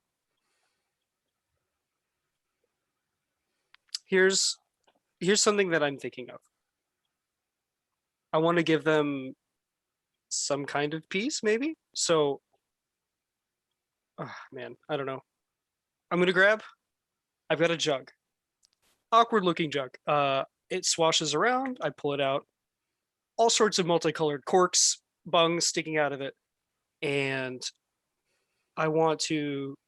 What my plan would be is to go over there and kind of bring it around, pop it open, and say, here's a healing potion.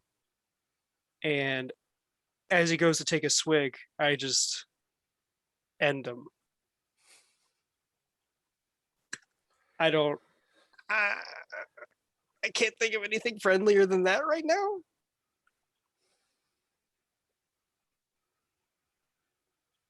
I don't know. So I guess what I'll do is I'll look at Tonk and I'll kind of go like, me and you?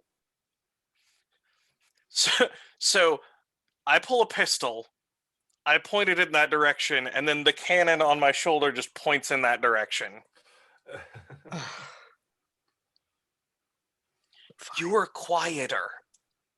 Okay. All right.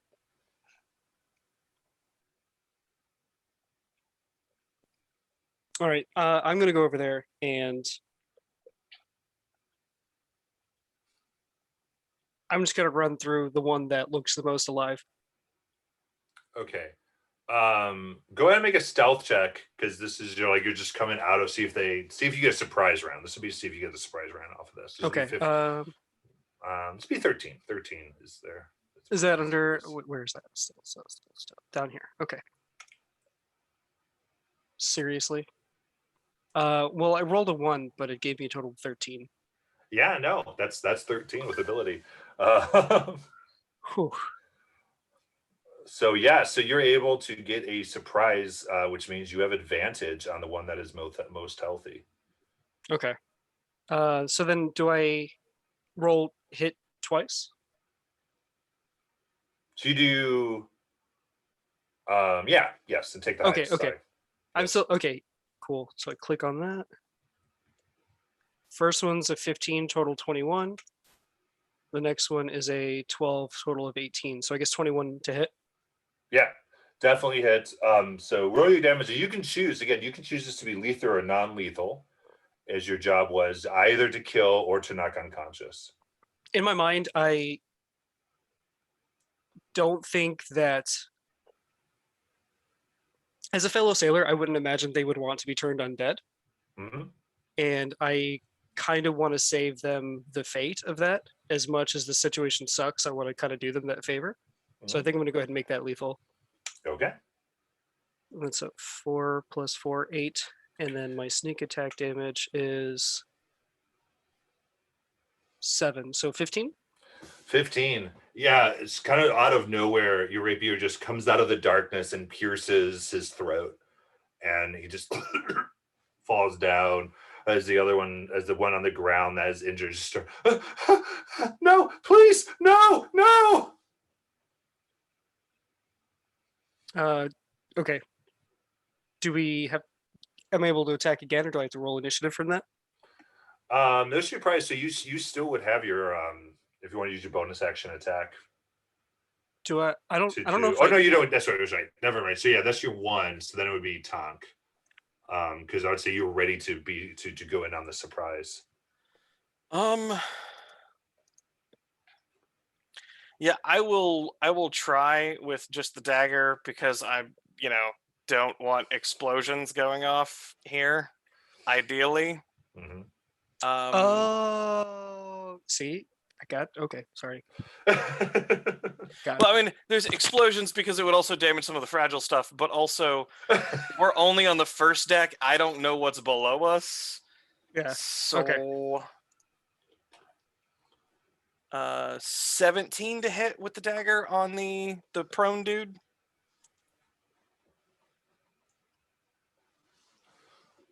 That hits. All right. Now, unfortunately, I don't have sneak attack damage, so it's only going to be 7. Nice. So he was already damaged. So you hit him, and he's like, and he spits out this blood as you stab him. He's like, no, and he starts to die in front of you.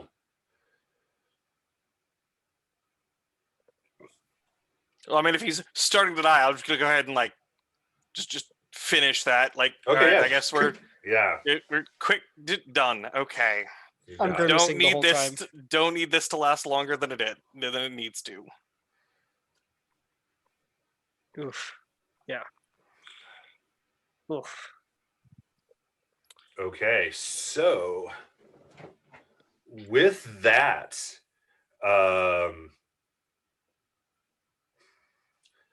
Thola and Mal. On the deck, there is this kind of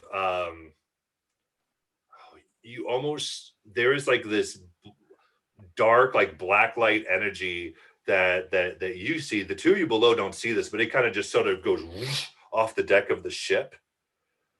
And you guys see very rapidly kind of this radius of night that was around is starting to just enclose upon itself, and light is just cascading towards the ship.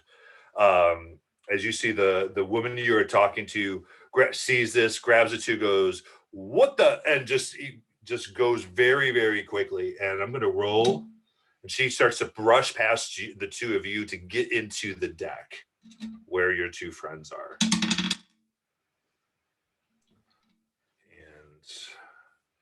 she is going to, I think, do that. As she flies by, I'm going to mutter, "Bad timing." Yeah, she definitely does that. So yeah, she goes.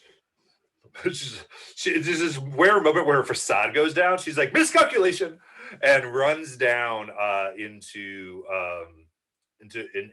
into where the two of you are. Do you guys let her pass I think without initially, anything? I think I want to like turn to her and go shh, but yeah, I can't think of anything right now. Like, All right, she runs down there with her kobolds and immediately goes to Tonk, the one that you had just kind of like slit their throat to totally silence them, and begins ruffling through their body.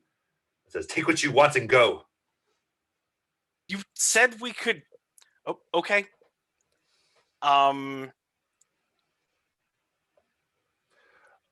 I would say, Thola and Mal, if you guys want to make insight, you may.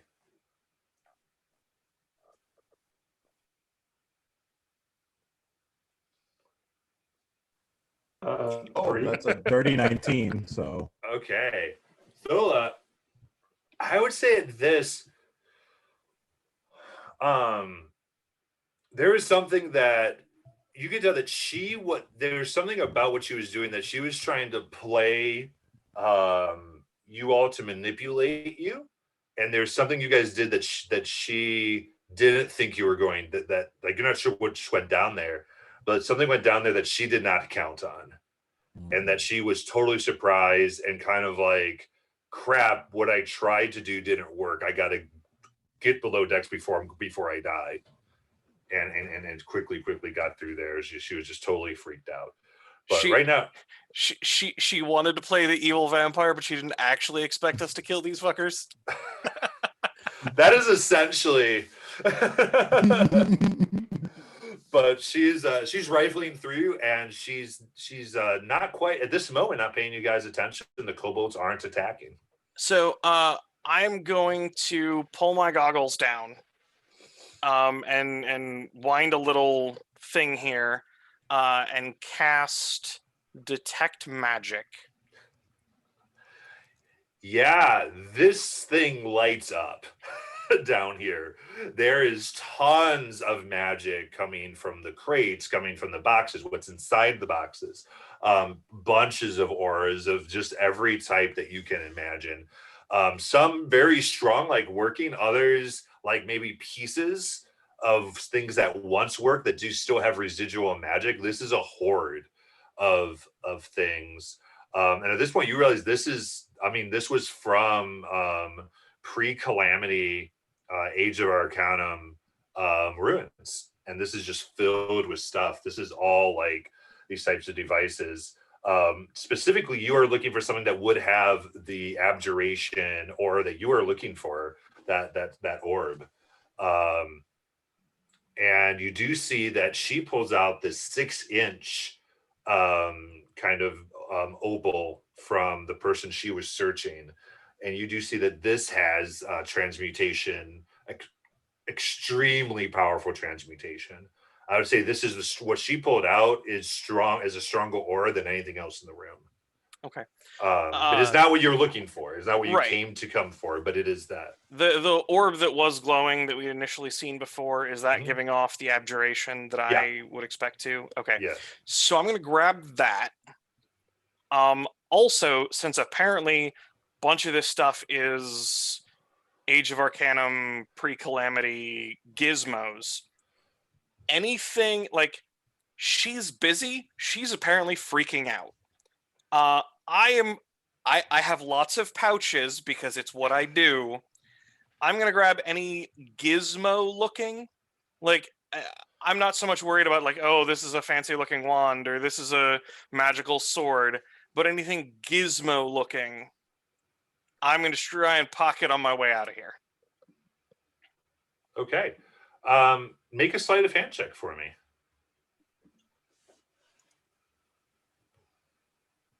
24. nice. Wow. let me help you out here. With 24, sir, you are going to get so here's the deal. 18 was going to get you one thing, and since you beat my DC by more than 5, you get 2. Is the way we're playing this. So I'm going to say that as you're quickly pocketing, you find yeah, I would say we really investigate later. Like you're really just kind of picking 2 things and going. Yeah. So No, like so I don't yeah, want you're to just be like here with this lady Right. when she calms yeah. down. So we're saying you pocket 2 things and you think like after you pocket 2, she does seem to like kind of turn and say, "Why are you all still here?" And you get that now she's probably going to pay attention, but she has no idea that you took 2 additional things. All right. So grab the orb. We're leaving. Got what we needed. Have fun with the boat. She goes, "Go," and is clearly perturbed.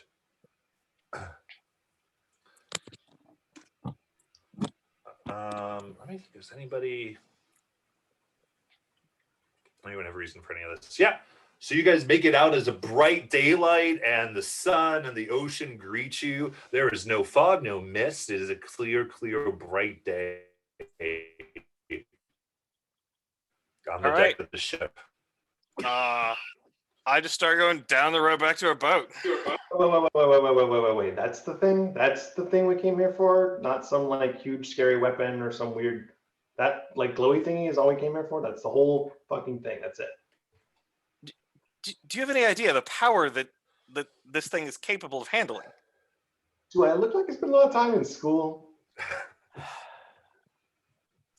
You said this was abjuration. Mm.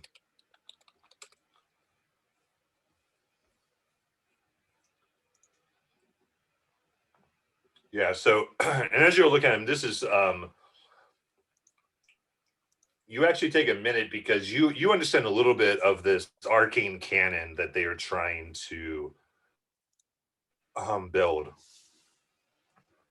and you realize that this even from what you were aware of people building, like you're not on the team necessarily, you were brought in because you were going to go try to find this thing. This is at least 5 times more powerful than what they were trying to do, and it's going to increase the power of this thing by a factor of 5.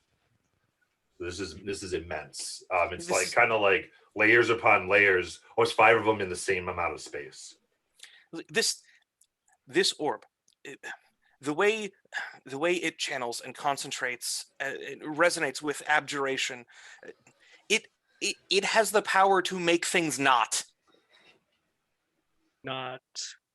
just not. It's a thing, and then it's not anymore. like this, and I hold up like a knot in the line. Not. I take I take just another piece of wood splintering something where I say there is a thing, and then I just pitch it out into the ocean. There is not a thing. Makes it fly. Okay. Go awesome. poof, I love boy. this. This is the power of not. I love it. I love it. Are we Ah, still set to boat or no? well, can we get coffee? Because I really need my coffee. So I turn to Mal. I'm like, setting the boat on fire? Was that part of the plan? I didn't catch that part of the plan. You can't leave, and the rest of the stuff is here. And if you're not going to take it, Oh, right, that's fair. At which point I open up the jacket, and there's just a couple bottles, like in a pouch. There's just some alchemist fire. Yes, yes. Found anyone? Fire. I hurry down the rope. And I just pitch a couple of them onto the deck. Slide down the rope. Let's go. All right. Sorry. Grappling. Okay, grappling was back on the- One, Bye. Tonk loves fire. 2, I was just following orders. So as you guys go away, the ship erupts into flames from the top.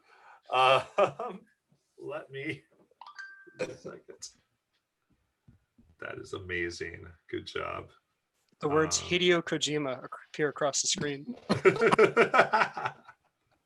Oh, and just because I didn't actually get to use the cannon that I pulled out on my shoulder, like it turns as we're paddling away and just like 15-foot cone fire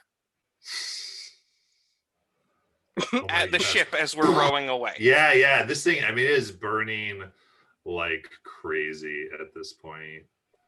My cannon is a flamethrower right now.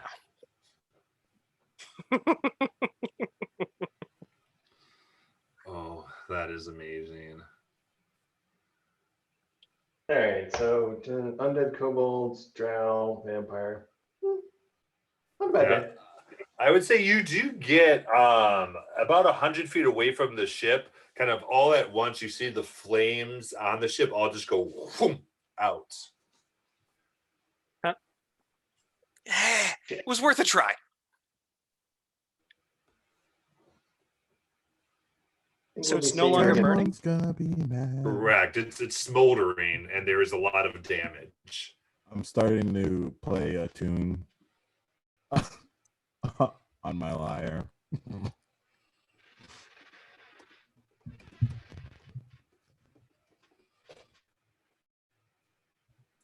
But as you get Matt, you cut out there. this is a few hours, so you guys have some hours. Is there anything you guys wanted to do? I'm sorry, am I back? Yeah, you're back.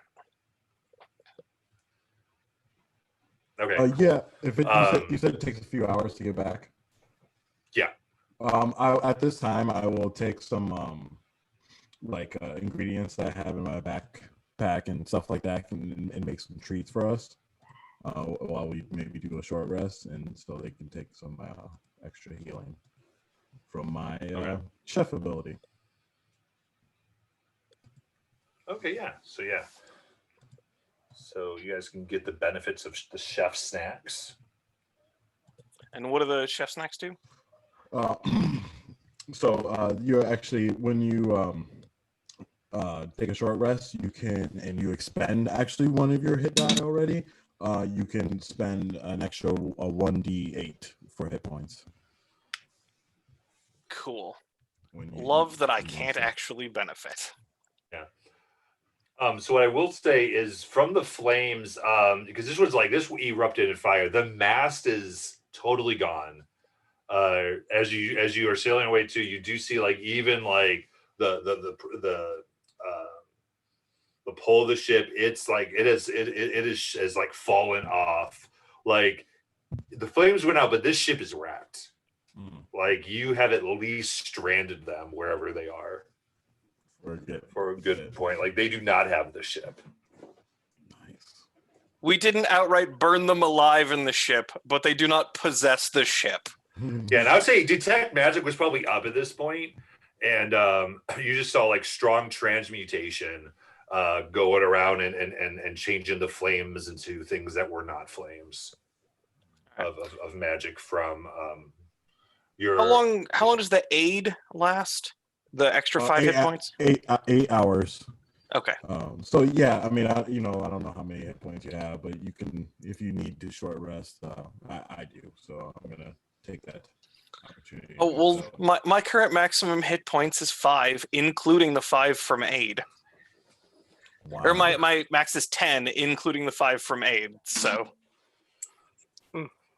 Yeah, so I'm loving this scene. You guys did this heist with the ship burning and just totally wrecked behind you after you went back on your deal with the vampires. And you're sitting there with your treasure plus 2 extra items.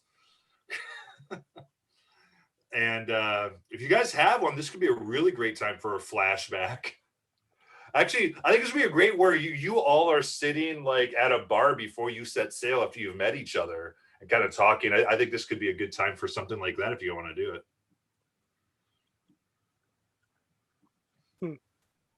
I need a real beer for this. Look, I don't care whether it's the dynasty or the dwindling empire or the Accords. I don't care. As if it doesn't serve the people, then it's useless. You may have a point. A man of the people. I like people like you. People, you know.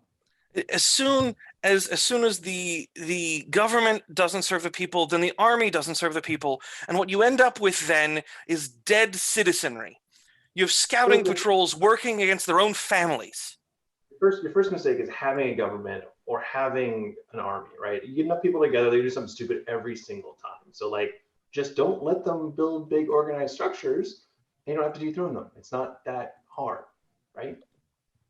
I've enjoyed life on the island, and the pirates treat us very well if we do right by them. I can't stand that no matter what happens in any organization, whenever you've got nobles, monarchs, matriarchs, whatever the case may be, all their laws they put into place, they never affect them. It's always the lower class that suffers. And yeah, I agree with Tonk. And I go to pour him another glass of wine.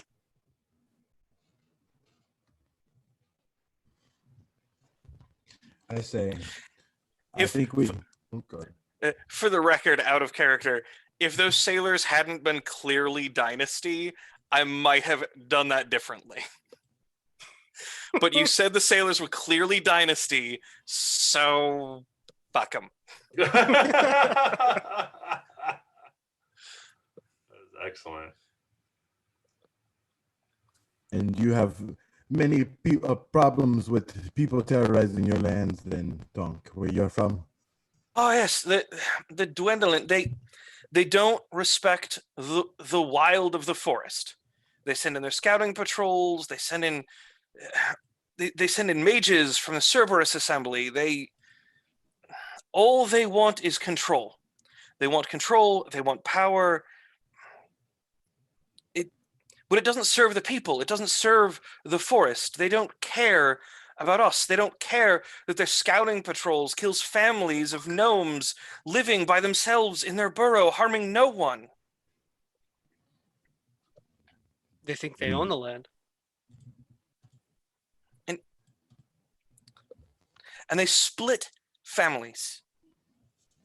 When the only thing that matters to an empire is patriotism, when the thing most valued is your allegiance to it. Isn't patriot just shorthand for dumb?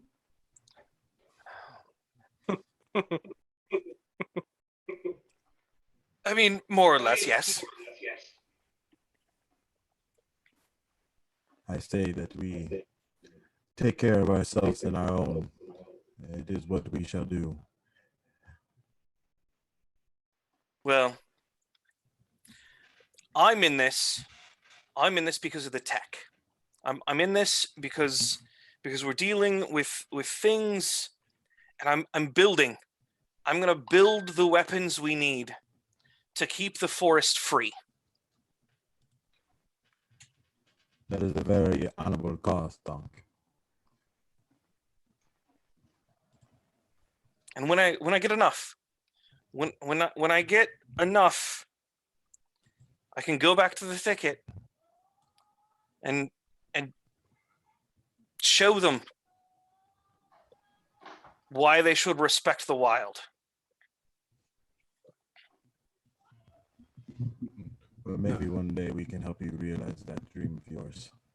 It's a big dream for such a small tinkerer. I think at this point too, I would say that maybe Thola, you kind of exit the bar a little bit, and you have some time with your sword, and you're kind of reminiscing, and we might do a flashback within a flashback here of just kind of your path into this group, and like what would we reveal? No, definitely. So I actually do go out and I have to take a drink of coffee every now and then. So I'm actually making coffee in the sand, and making black sand coffee. Very old style making coffee, and I'm reminiscing my days of going through and foraging for different ingredients, and being on the beach and things like that. And actually stumbling upon an old dwarf, a dwarven man who I watched for some time, as I watched most things around me. And I get a little bit too close and curious, and he gets too stumbled and he actually tries to attack me. I get out of the way quickly, and he notices me, and I actually notices him. He's a famous pirate around these lands, and he knew my father, and decided to teach me a few things about rapier, as long as I made him a few meals every now and then. My father has been gone for about 4 or 5 years now, and I've been trying to hold out and going to search for him to help my mother in the crypt. So, but ever since my brother left about a year ago to go find him, I've been kind of lost, and my mind wanders in the sea, and I need to go out and find them both. I know my mother would be okay, but to have my brother and my father both gone definitely tugs on my strings. So I knew that if I found the right pirates and the right people, that they would possibly be able to help me on my journey.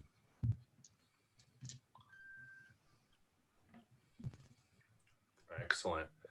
So with this return with you guys, and you are arriving back at the ship, the Goodman, as there's some cheers going on, and they're going on. You hear the voice, Captain. That wicked knight seems to be gone. Did you guys do what you came to do? We got what we got. Hey, and there's cheers from the deck, and you guys are up on. He's like, let me see it. Let me see it. Right. Hold on. Let me get. He's gonna yell up. No losses, Captain. No losses. Right. All right, we got no, that's not no, here, this one. Good show, Mal. And takes it and goes, huh. You sure this is what we came for? Absolutely. Goes and immediately kind of takes it and goes into the captain's quarters with it. And about this time, you hear from the crow's nest this thing just like, ships ahoy! There's like a bell, ring, ring, ring. And see the captain like burst out, take his spyglass. First mate has her spyglass. And they immediately like, what the hell? All hell's. As you turn, you guys can make perception checks if you want to see if you see what they're seeing.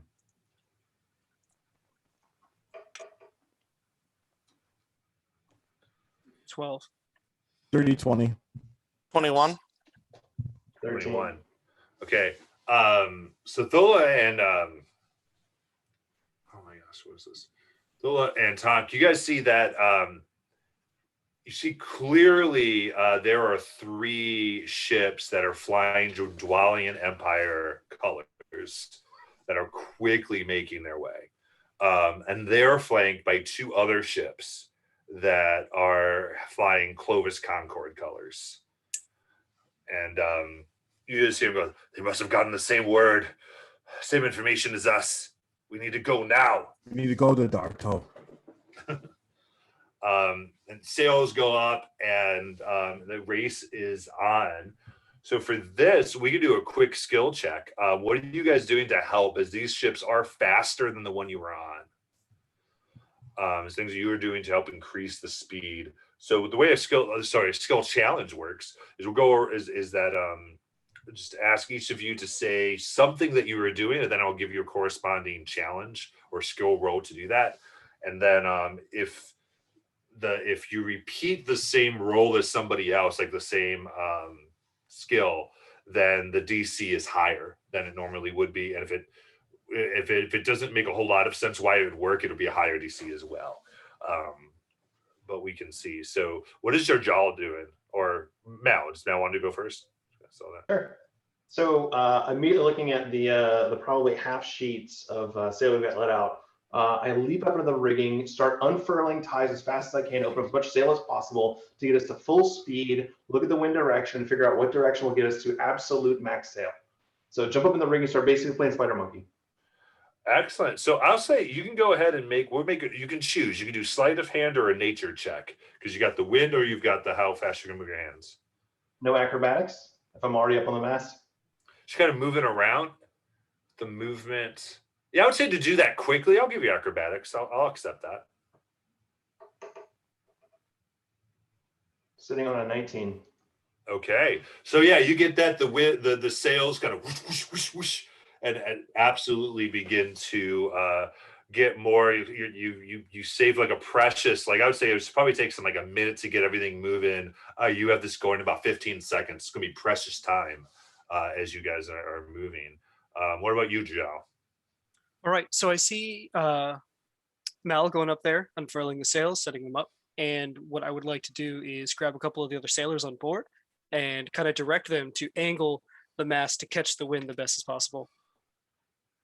To kind of like Okay. angle it, you know, because so the sails are coming down, and then we're going to go ahead and angle that to kind of catch against the wind. Yeah. I think for this would be a good nature check. Okay.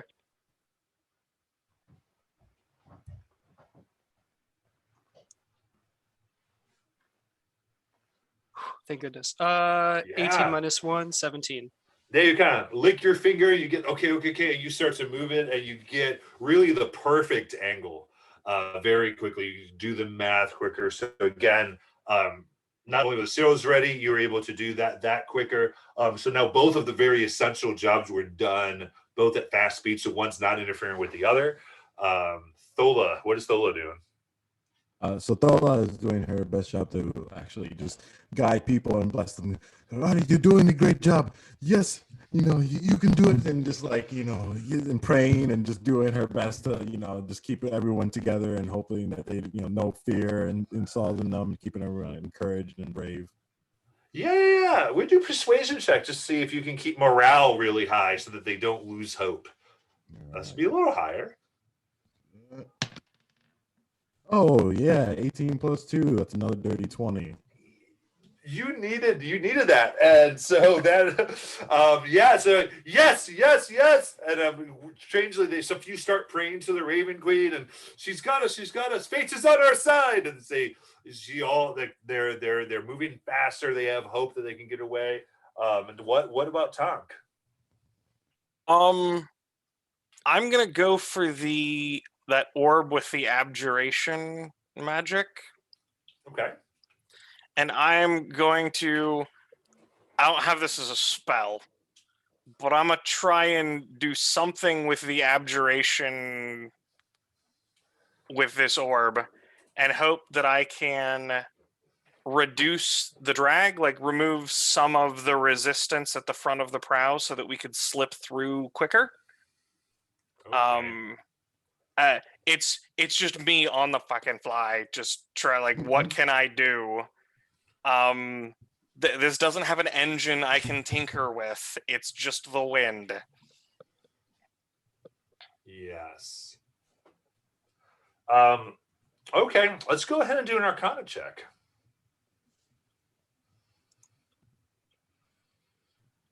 19.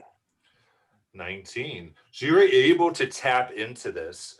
And what we're going to do right now is go ahead and just give me a D20, just to roll a D20. I always like doing dumb shit with magic that hasn't been identified yet. 7. 7. Okay. So let me. You added something. Here we go. Give me 1 sec to get this going here. Tonk will always happily make dumb decisions when it comes to figuring out how and why. I'm surprised you have all of your fingers. One of the spells that I know is Cure Wounds, so.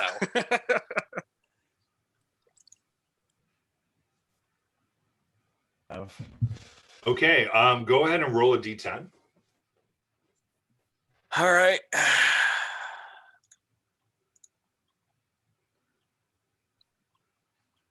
2. too.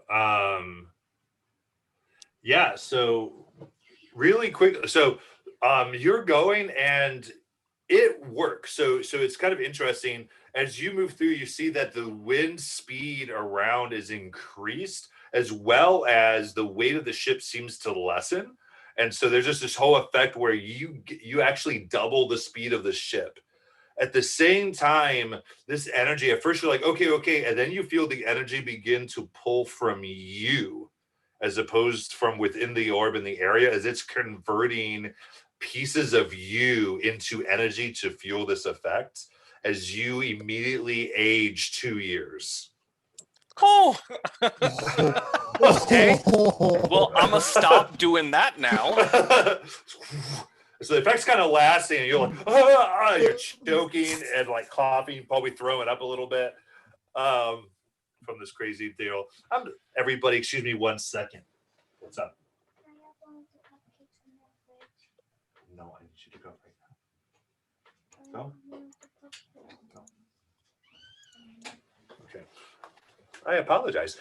So, yeah, that's as you immediately age those 2 years. Are So are you all right there, Tonk? As I'm like holding on to. I'm good. We're yeah. I'm good. Shall we sing happy birthday to you?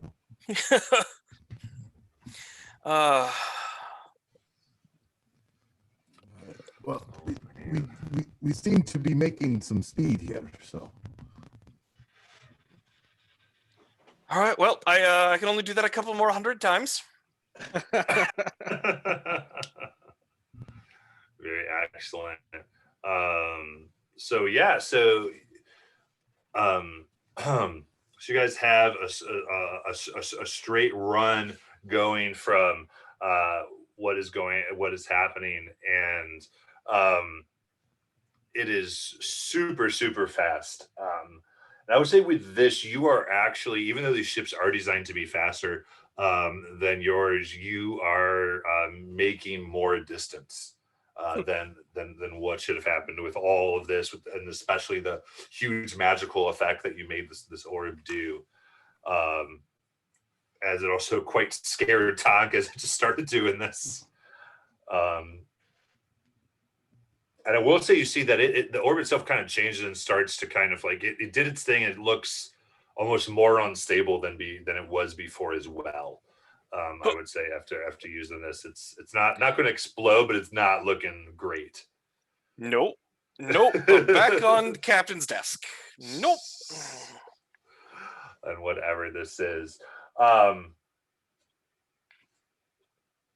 So everyone is like they're yelling different things, and at this point, I'll say as all of you are looking, what you guys tell me, all of your minds, as there's like kind of this active conversation and plotting over what the best course of action is, and there's talk of making it to an island that's not Darktoe.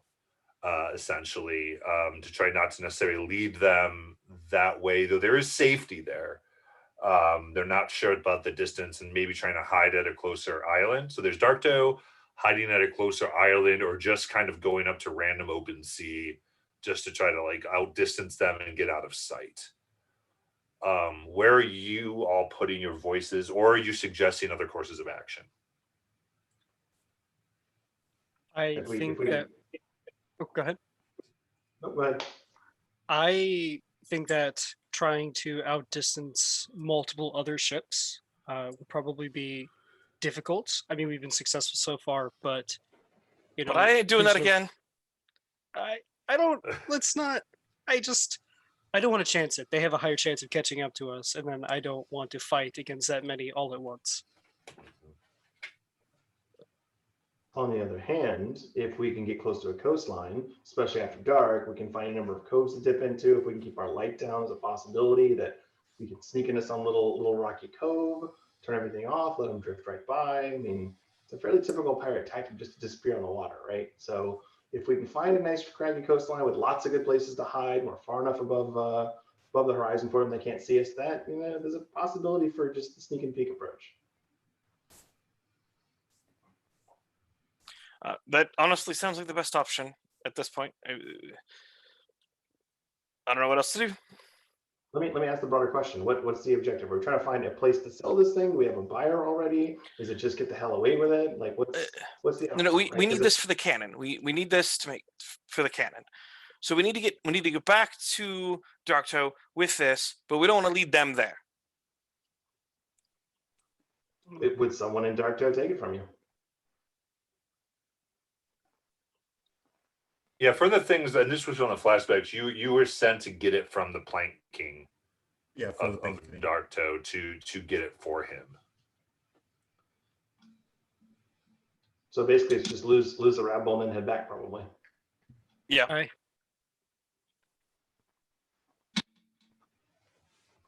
So find a coastline or an island big enough to block line of sight, and see if we can't just dip in somewhere and lose them.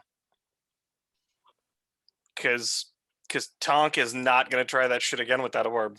The obvious worst case is if we dip into a cove and we're not stealthy enough, we get 4 or 5 boats almost all at the same time. So getting out of that cove will suck massively. So it's got to be a pretty good place to hide. Okay. Yeah, so this is really interesting. So we've taken a fun turn.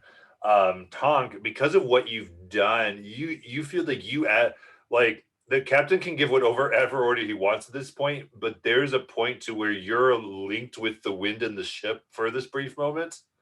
And you can actually direct the course of this in a way that's just kind of like, it's very strange what this orb has done and kind of expanded your consciousness momentarily. Okay. All right.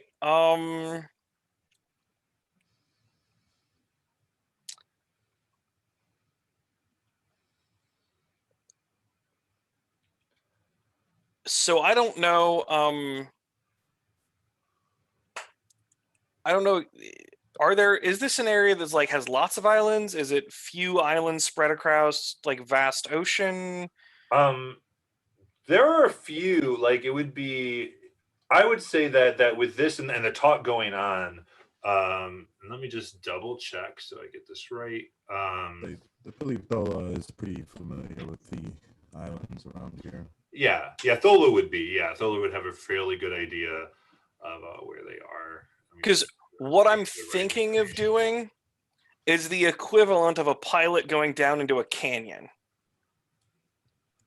If I've got the wind and the boat, I can cut in between sandbars. I can miss rocks. You want to bottleneck them? I want to bottleneck them, get them stuck, get them hung up, get them lodged onto a sandbar. Gotcha.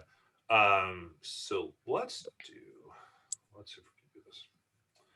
I mean, I know there's the reefs out there. I mean, you could catch them on a sandbar within the reef. All right, Thola, you point the way. I'll make it flow. So, you can see Darktoe over here is where ultimately you guys are looking to go. And then where you is essentially in this area here.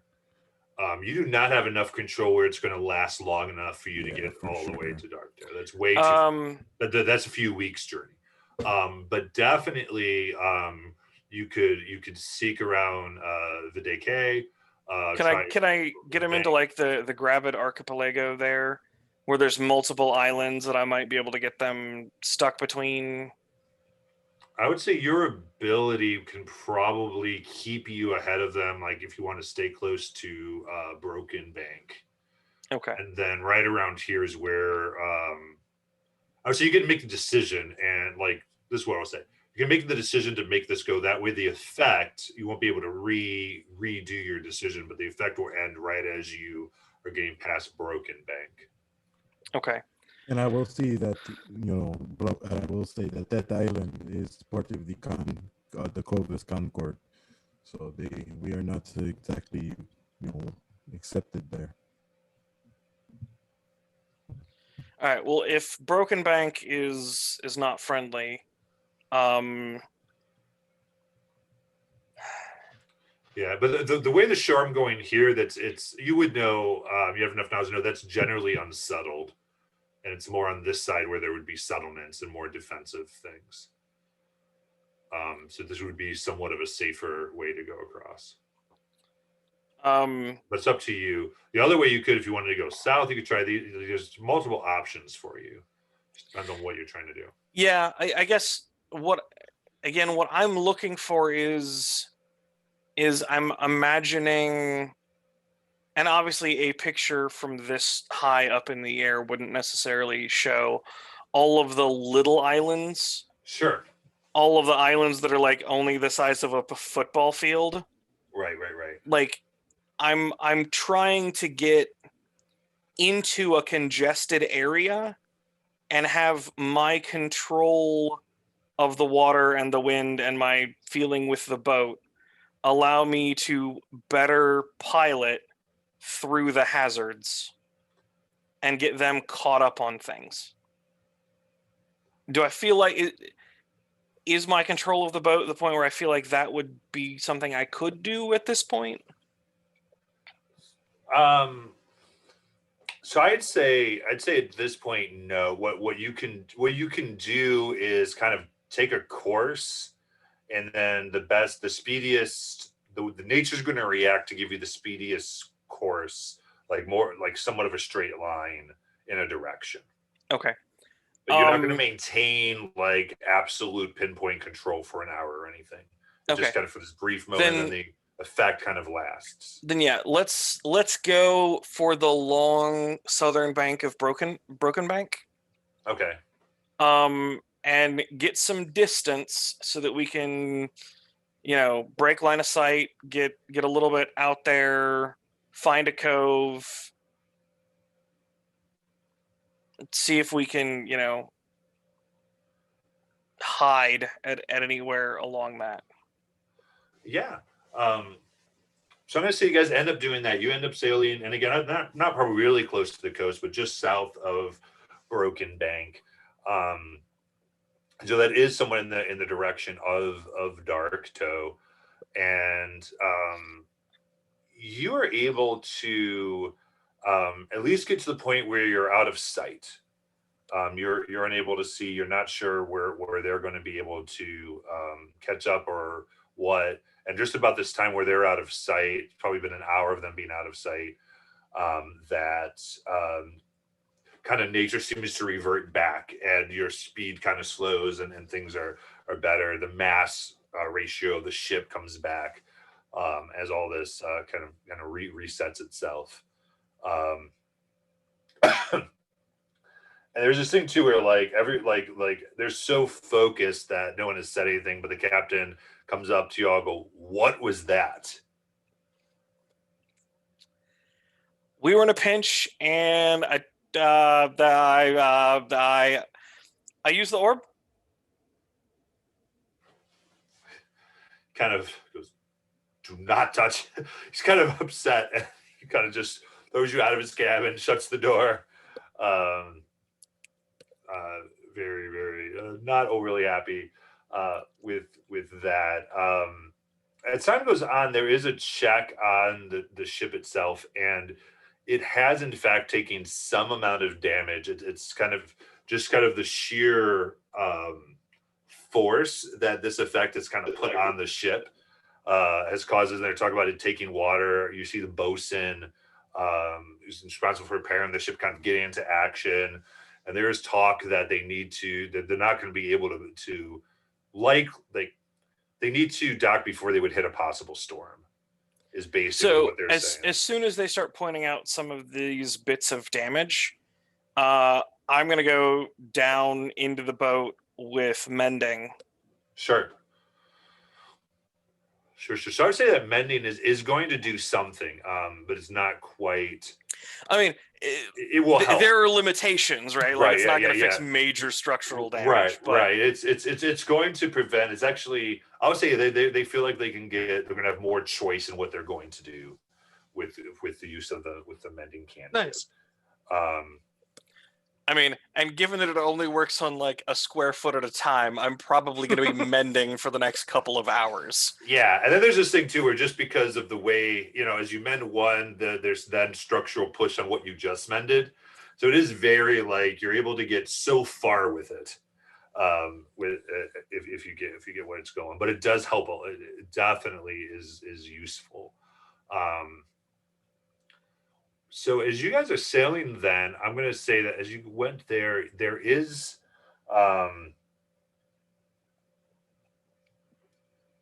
You all called up because there's this interesting thing where everyone noticed your heroics, specifically on getting them away from the ship. So the four of you are called into the captain's quarter along with the first mate, and I would say anyone who wants to can roll an insight check on this because this is unusual. We'll do that. It's going to be 11 plus 4. It's 15. So that's 6. No, I got nothing. 13. I'm still not looking the captain in the eye because I'm sure he's mad at me. Yeah, I want to shovel him, not shovel, but like kind of tap him on the shoulder and go, "Good job." That was awesome. Yeah, Thola, what did you get? What did Thola get? 15. 15. So I have a really dry throat. The 15, I would say, you get two things. They're fairly aware that Tom kind of wrested control of their ship away from them, but also saved their butts. And there's this kind of, and all of you helped, like, say, and work together to make all this work. And so there's definitely this, and again, this is pirates. So they are very conscious of possible mutinies, more so in these things. So this is tense, and that they invited us as a way to also that like everyone kind of is like everyone's aware of what Tonka did, or what all of you kind of did, and so there's like kind of this very thin of if we get really upset, maybe we could possibly lose our boat. Or we could kind of pull them in. Like it's very tense right now what they're going to do, and they felt that the best thing is to maybe discuss the next course of action. But you also get that maybe just something random that would take their way controlled again is not going to go well.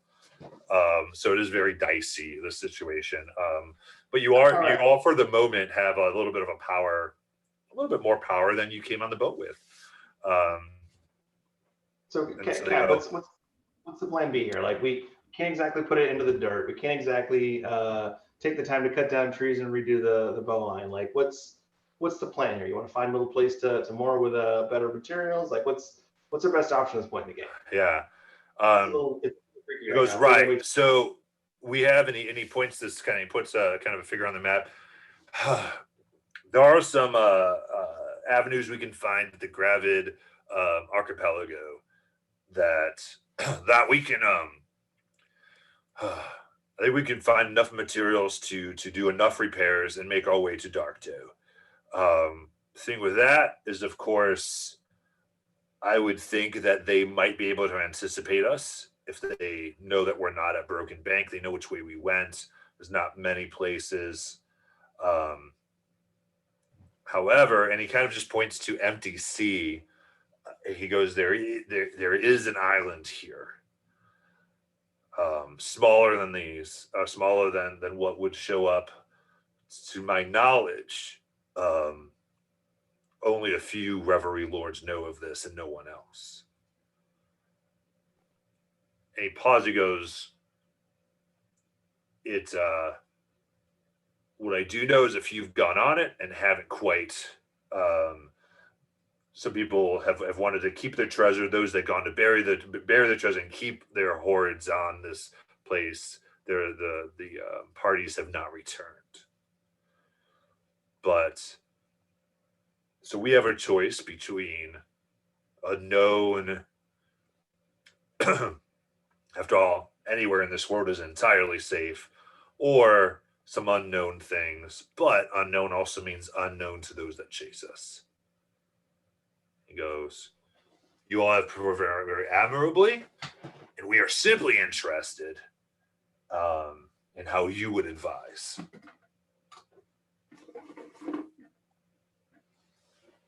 Well, hopefully there's no hard feelings. We meant only to kind of embolden our getaway, seeming as it would probably endanger all of our lives had we been caught.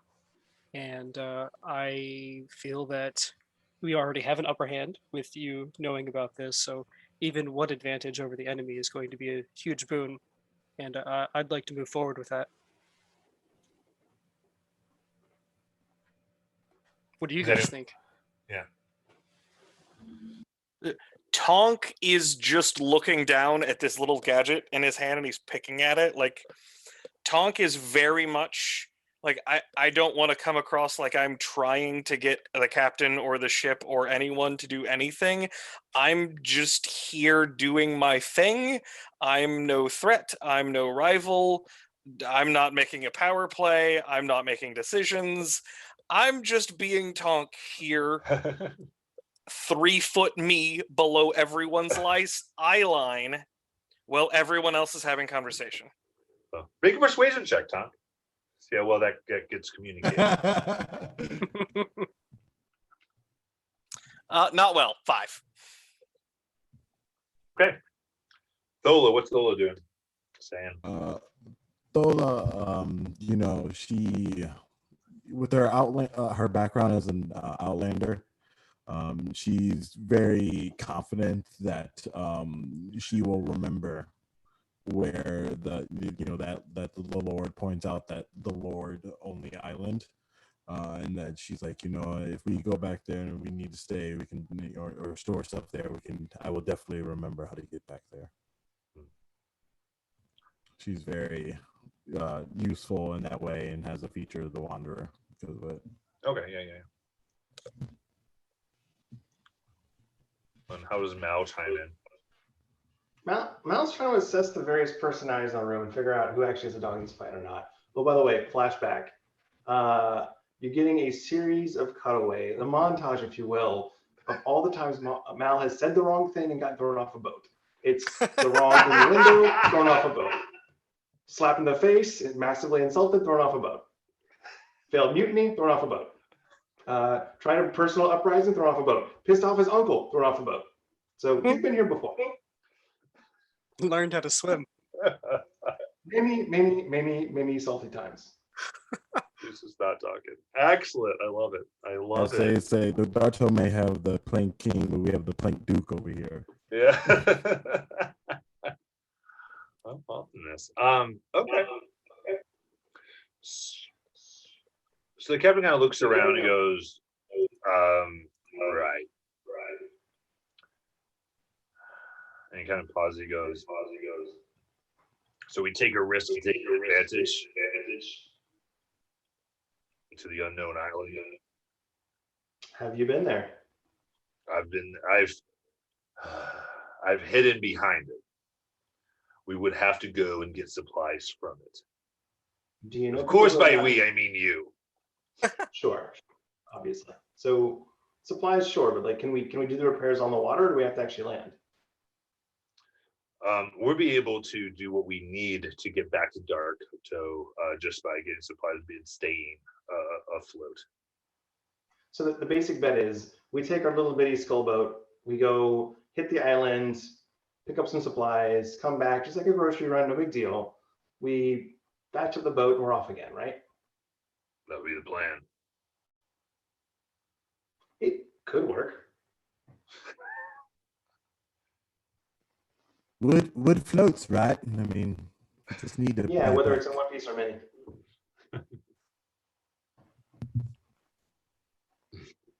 All right. He goes, right. And he starts shouting directions, and they ring the bell. They begin making their way towards the island. The unknown one going forward. So I would say at this time, you guys' kind of shift is done as far as what you would be doing on the ship. And so now would be you guys can debrief as party members or look into whatever you'd want to do before the next, what we go to next. What do you guys want to do? Or anything else you would think? So I know I'm not supposed to use the orb, but is the captain actively keeping me away from the Yeah, orb? the captain has locked the orb up. It is locked in a chest with 5 locks. He is just Okay, no, that's fine. That's fine. I'm going to cast ritual. I'm going to ritual cast identify, and it was one of those. If the orb was available, I'd identify the orb too, but it's not. So I'm just going to identify the 2 things I did get. Gotcha. So you take out the first thing. You haven't really had a chance to look at it, and there is actually a pair of goggles. And as you cast identify, fun enough, you get these come back as goggles of object reading. Oh. Which they have nice purple crystal lenses, and if you're trying to look at a creature or an object, you can see while wearing them. It does require a attunement. You get advantage on Arcana checks, and once a day, you can cast the Identify spell with them. Identify. All right. That's just well worth it. Cool. Looks like I'm replacing my goggles. I get purple lenses. All right. And the other one? The other one is called. So you look at this. It looks like it's about the size of a dinner plate, and it's this clockwork crab. And it is called, again, using Identify spell, this is called a Vox Seeker.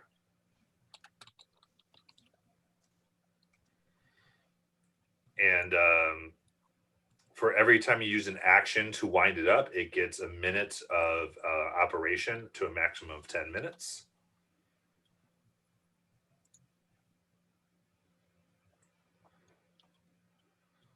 And it becomes a Vox Seeker, which is a tiny construct that ultimately goes towards the nearest voice it can hear and attack it.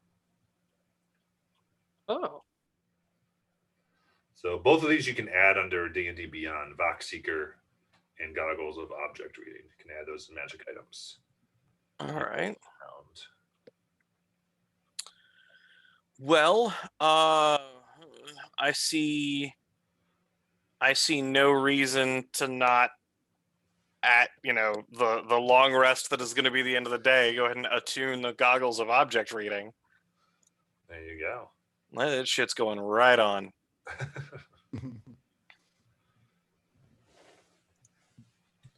Yeah, and these definitely, these are so interesting. They're these clockwork devices, but again, you're looking at them and you can't comprehend, especially the Vox Seeker, how it was made.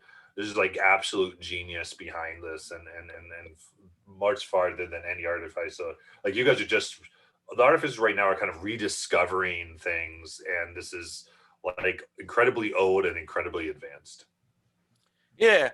I don't get it, but that's fine. Yeah. I'm going to just poke at it and look at it and wind it up and, not wind it up while I'm talking at it, but, Someone goes by, hi, Doc.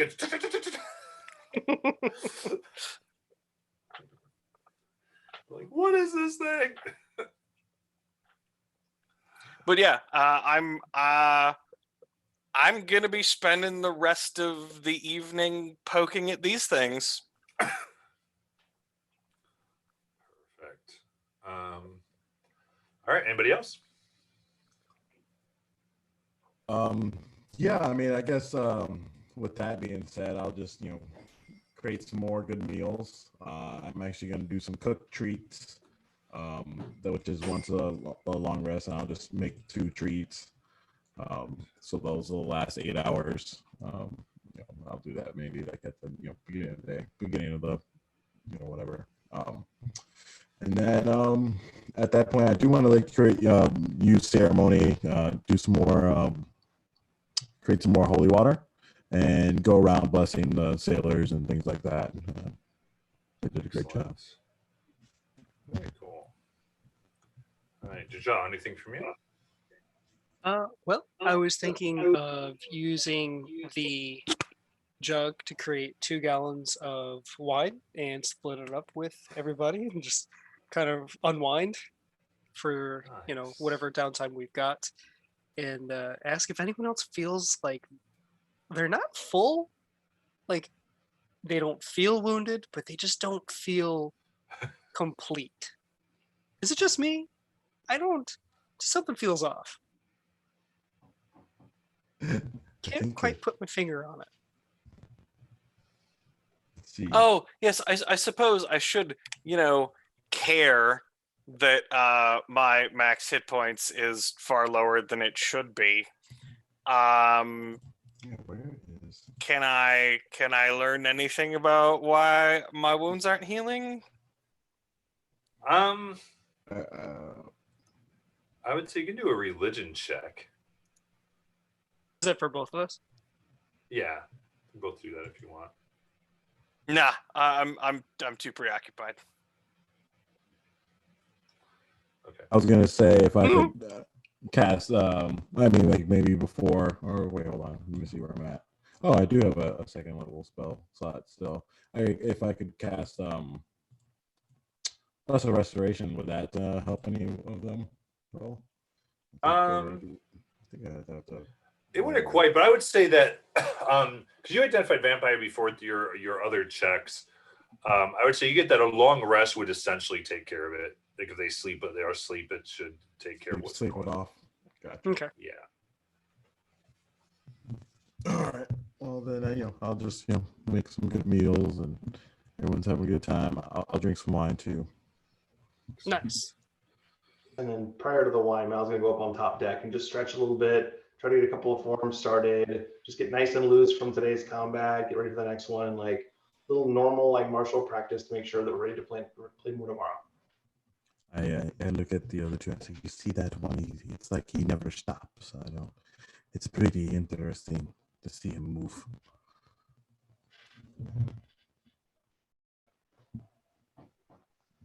And everyone's just looking at him like, Yeah, they're really just looking like, what is going on? And then, not anything particularly noteworthy, but as an artificer, I prepare my spells by just like tinkering. So like the little turret thing that I brought out, I poke it a little bit, make sure it's blown up and the springs are good, Gotcha. and like play with the crystals a little bit that go with the gun. Just poking around, making sure everything is good and ready.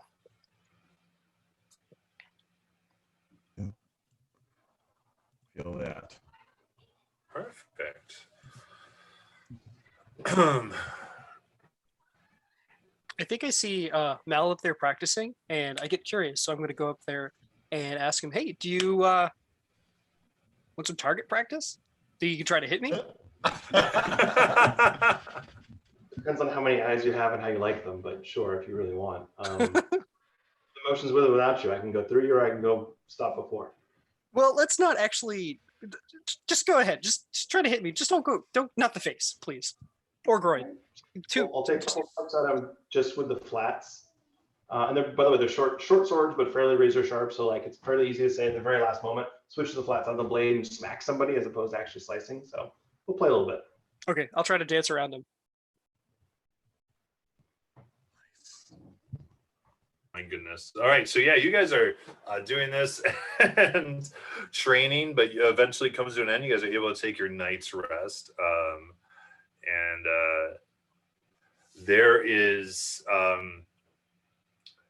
as you have another day at sea, and around the another day, you do start to see this island, and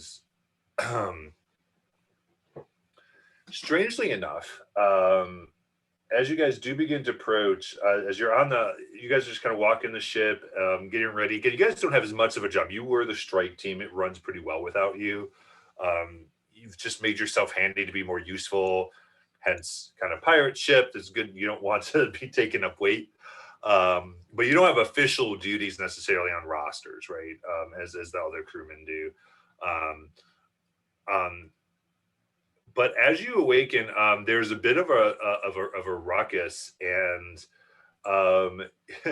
you see them pulling onto the ship via rope a coconut that has sails. I look at Tonk.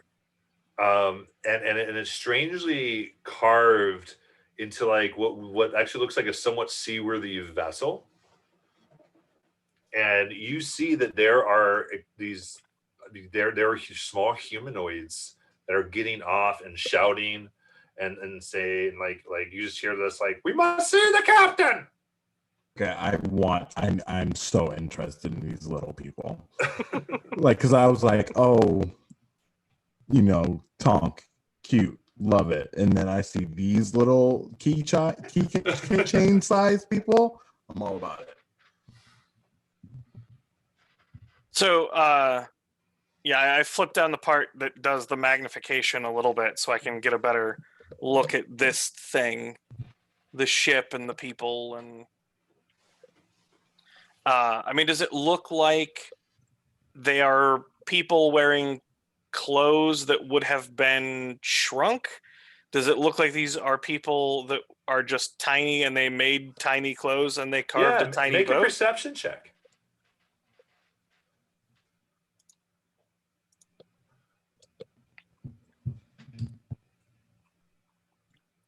15. 15.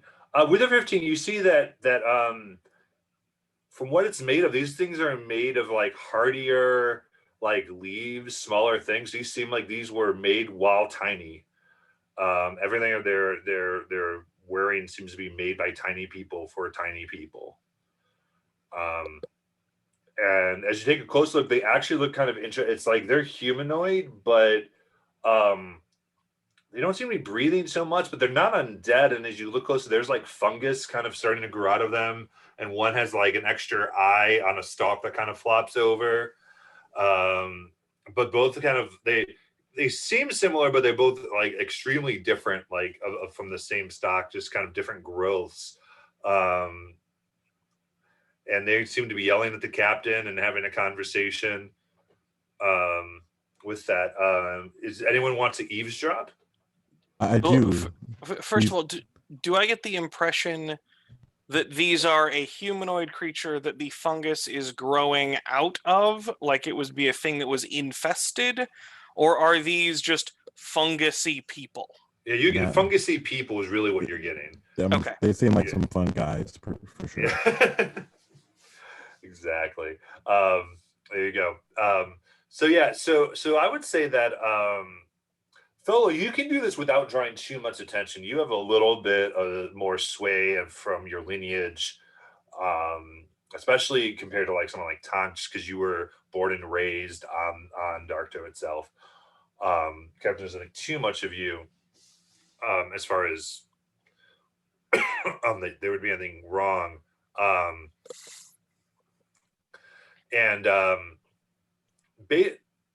They start going on. They're like, we're stranded, and basically what you get is that actually you hear this. They kind of go, okay, so we know we've killed a lot of you, but we need help.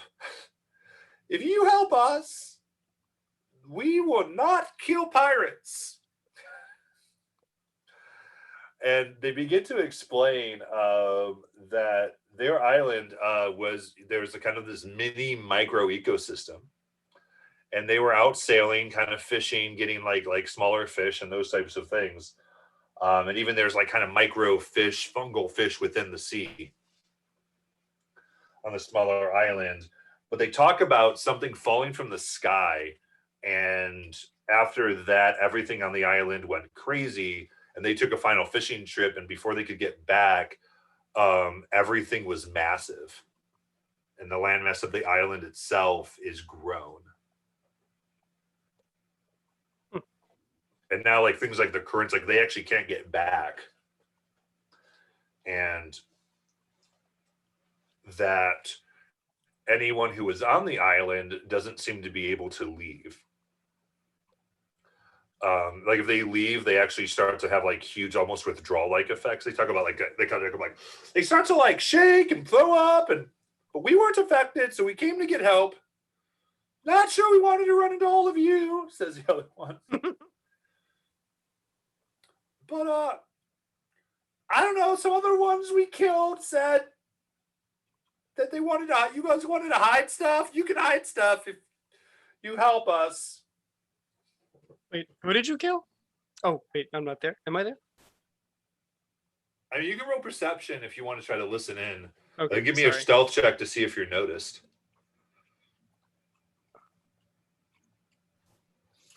I'm not even going to try. I don't want to give the captain any more ammunition against me.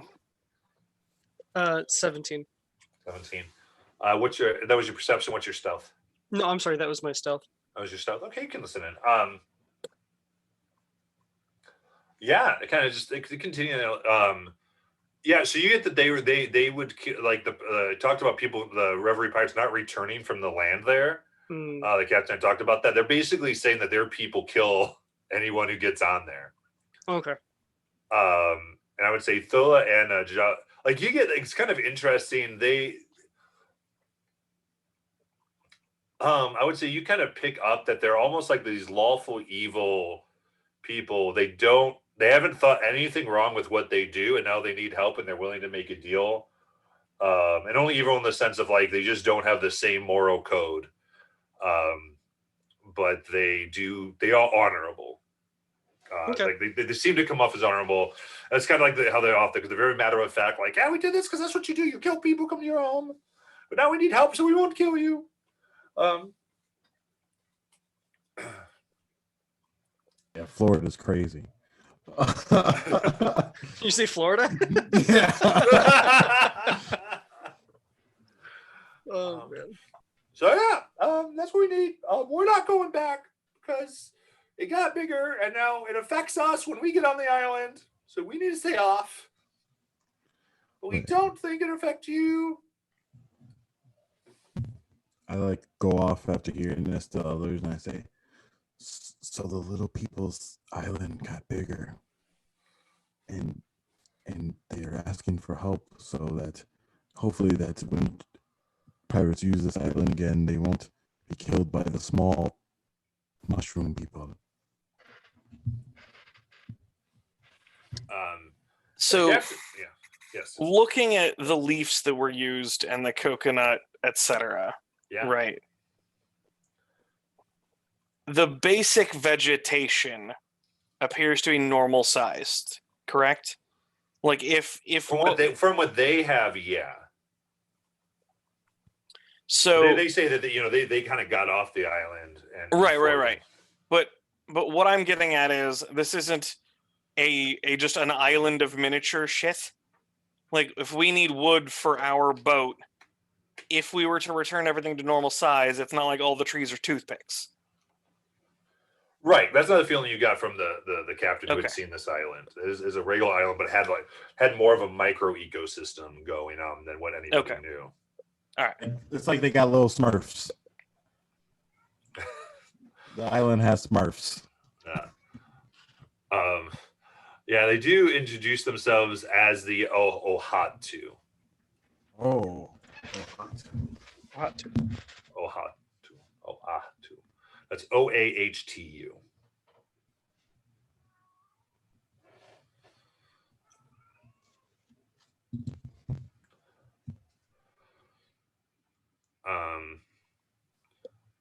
Yeah, so you guys get this, and the captain eventually pulls you in and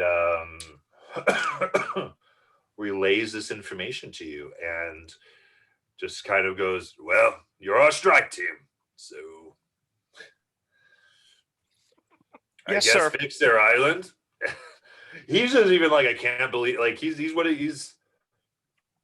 I give some other insight checks. He's like just so. This is not what pirating is. Between yesterday and this is just so like people don't take control of your ship and we don't help little creature. But he's very stuck, and he knows he is. Look, and he's just kind of upset about it. I'm not gonna say this out loud. Okay. At least not in the presence of the captain. But I didn't take control of the ship. I just took control of the winds. Yeah. Now the wind moves the ship, but Skipper, are you okay? You guys to the captain? Yeah. He just goes, I just want to be back. I just want to be back, Docto. This is crazy. This is crazy. I've been feeling like I've been drunk the entire time. This is not because you have your bottle. Fair. But and he looks, he goes, now again, this island was dangerous. He goes, whatever. I am asking the strike team to go forth and take care of this. And what do the little critters want after all? Like they just want us to muck with their island in some way? apparently something fell, and once that thing fell, it made things go nuts, and now things are bigger. So we likely need to identify what this object was. Capitan, are we the strike team?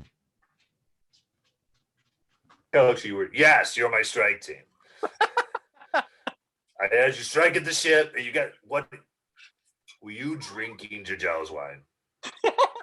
I did have a sip, you know. But it would be terrible for the strike team to go on strike, you know. And I give like the biggest, cheesiest smile. Like, yes, that was great. Oh god. All right, I just start double checking that I've got all of my stuff as I just start walking towards the boat. we will help these little people. I think that, you know, getting the island back to the way it was will be best for us all. Peace for everyone. So what are we expecting? Like the little fusion types, like is there anything they can tell us about what to expect? Like what's I mean, you can ask them, yeah. Oh, one thing I will ask is if they're out here and they can't go to the island, they say they won't attack us, but how do we make the people that are already there not attack us? Like, how do we let them know that you made this agreement? You can tell them. They might not believe you, but yeah. Once you fix it, we'll let them all know. Right. So there's nothing useful you little critters actually know. You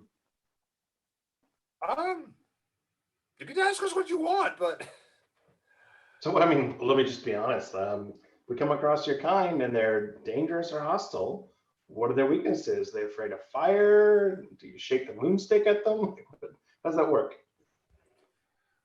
I mean, they bleed things. I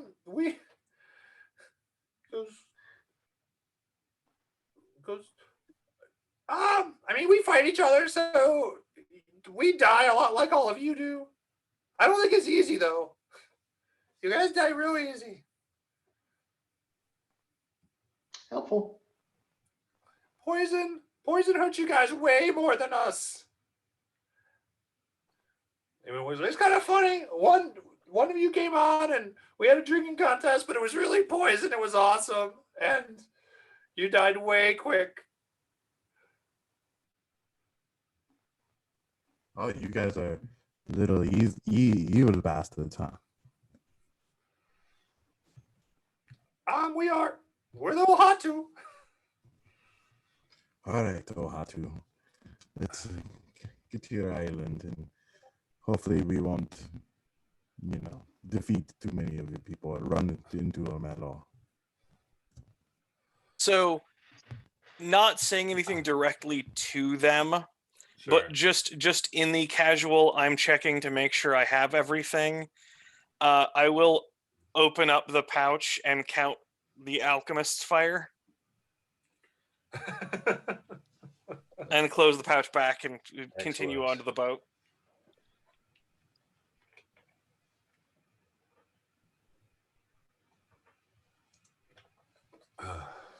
Well, I'm intrigued. I'm down to go.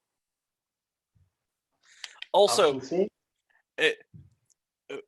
because this is a thing, I just want to mention I can craft all sorts of stuff. If y'all like, alchemist, forgery, leatherworker, tinker, woodcarver. I'm an artificer. I make shit. So Where you can make stuff. I Yeah, want so, you to make I would me say that from their double. descriptions, what you get is that it's not only giant size for them, so they like rode beetles and now like they're human size and so are their beetles. That's awesome. So it is like this massive, massive growth. Like, so everything has grown along. And as you guys get in the boat and begin your way over, you start to see that some of these trees are like 100 feet tall. You can kind of start to get the sense of this immensity and the rest of this island. It is like this Honey I Shrunk the Kids feel. So on the boat ride over, because they did talk about an object that fell that started messing with everything. Yeah, On the they're gonna boat stay ride on the over. pirate ship unless you guys are saying anything else. What's that? The two Ahatsu stay on the pirate ship. Yeah. But they mentioned this object that fell that messed everything up. So I'm going to be on the boat ride over doing a ritual for detect magic. And that lasts for 10 minutes. 10 minutes. So at least like as we get to the beach, if there's anything obvious, in the next couple of minutes, I'd notice it. Yeah, definitely. So I'm gonna say is that as you guys kind of approach this and you're kind of getting ready to unravel this particular mystery, I think it's a great place we can end for tonight. As you're figuring this out. And so with this, we'll end our session. And I'll continue to talk to all of you. But for right now, all of you who are or not watching on Twitch, thank you guys for joining in. And this, it's been a lot of fun. And thank you all for going. And if all is well and good, we can come back next Wednesday as well. So I just want to say goodbye to all of you. And we'll see you later. You can find me and others on Start Playing Games.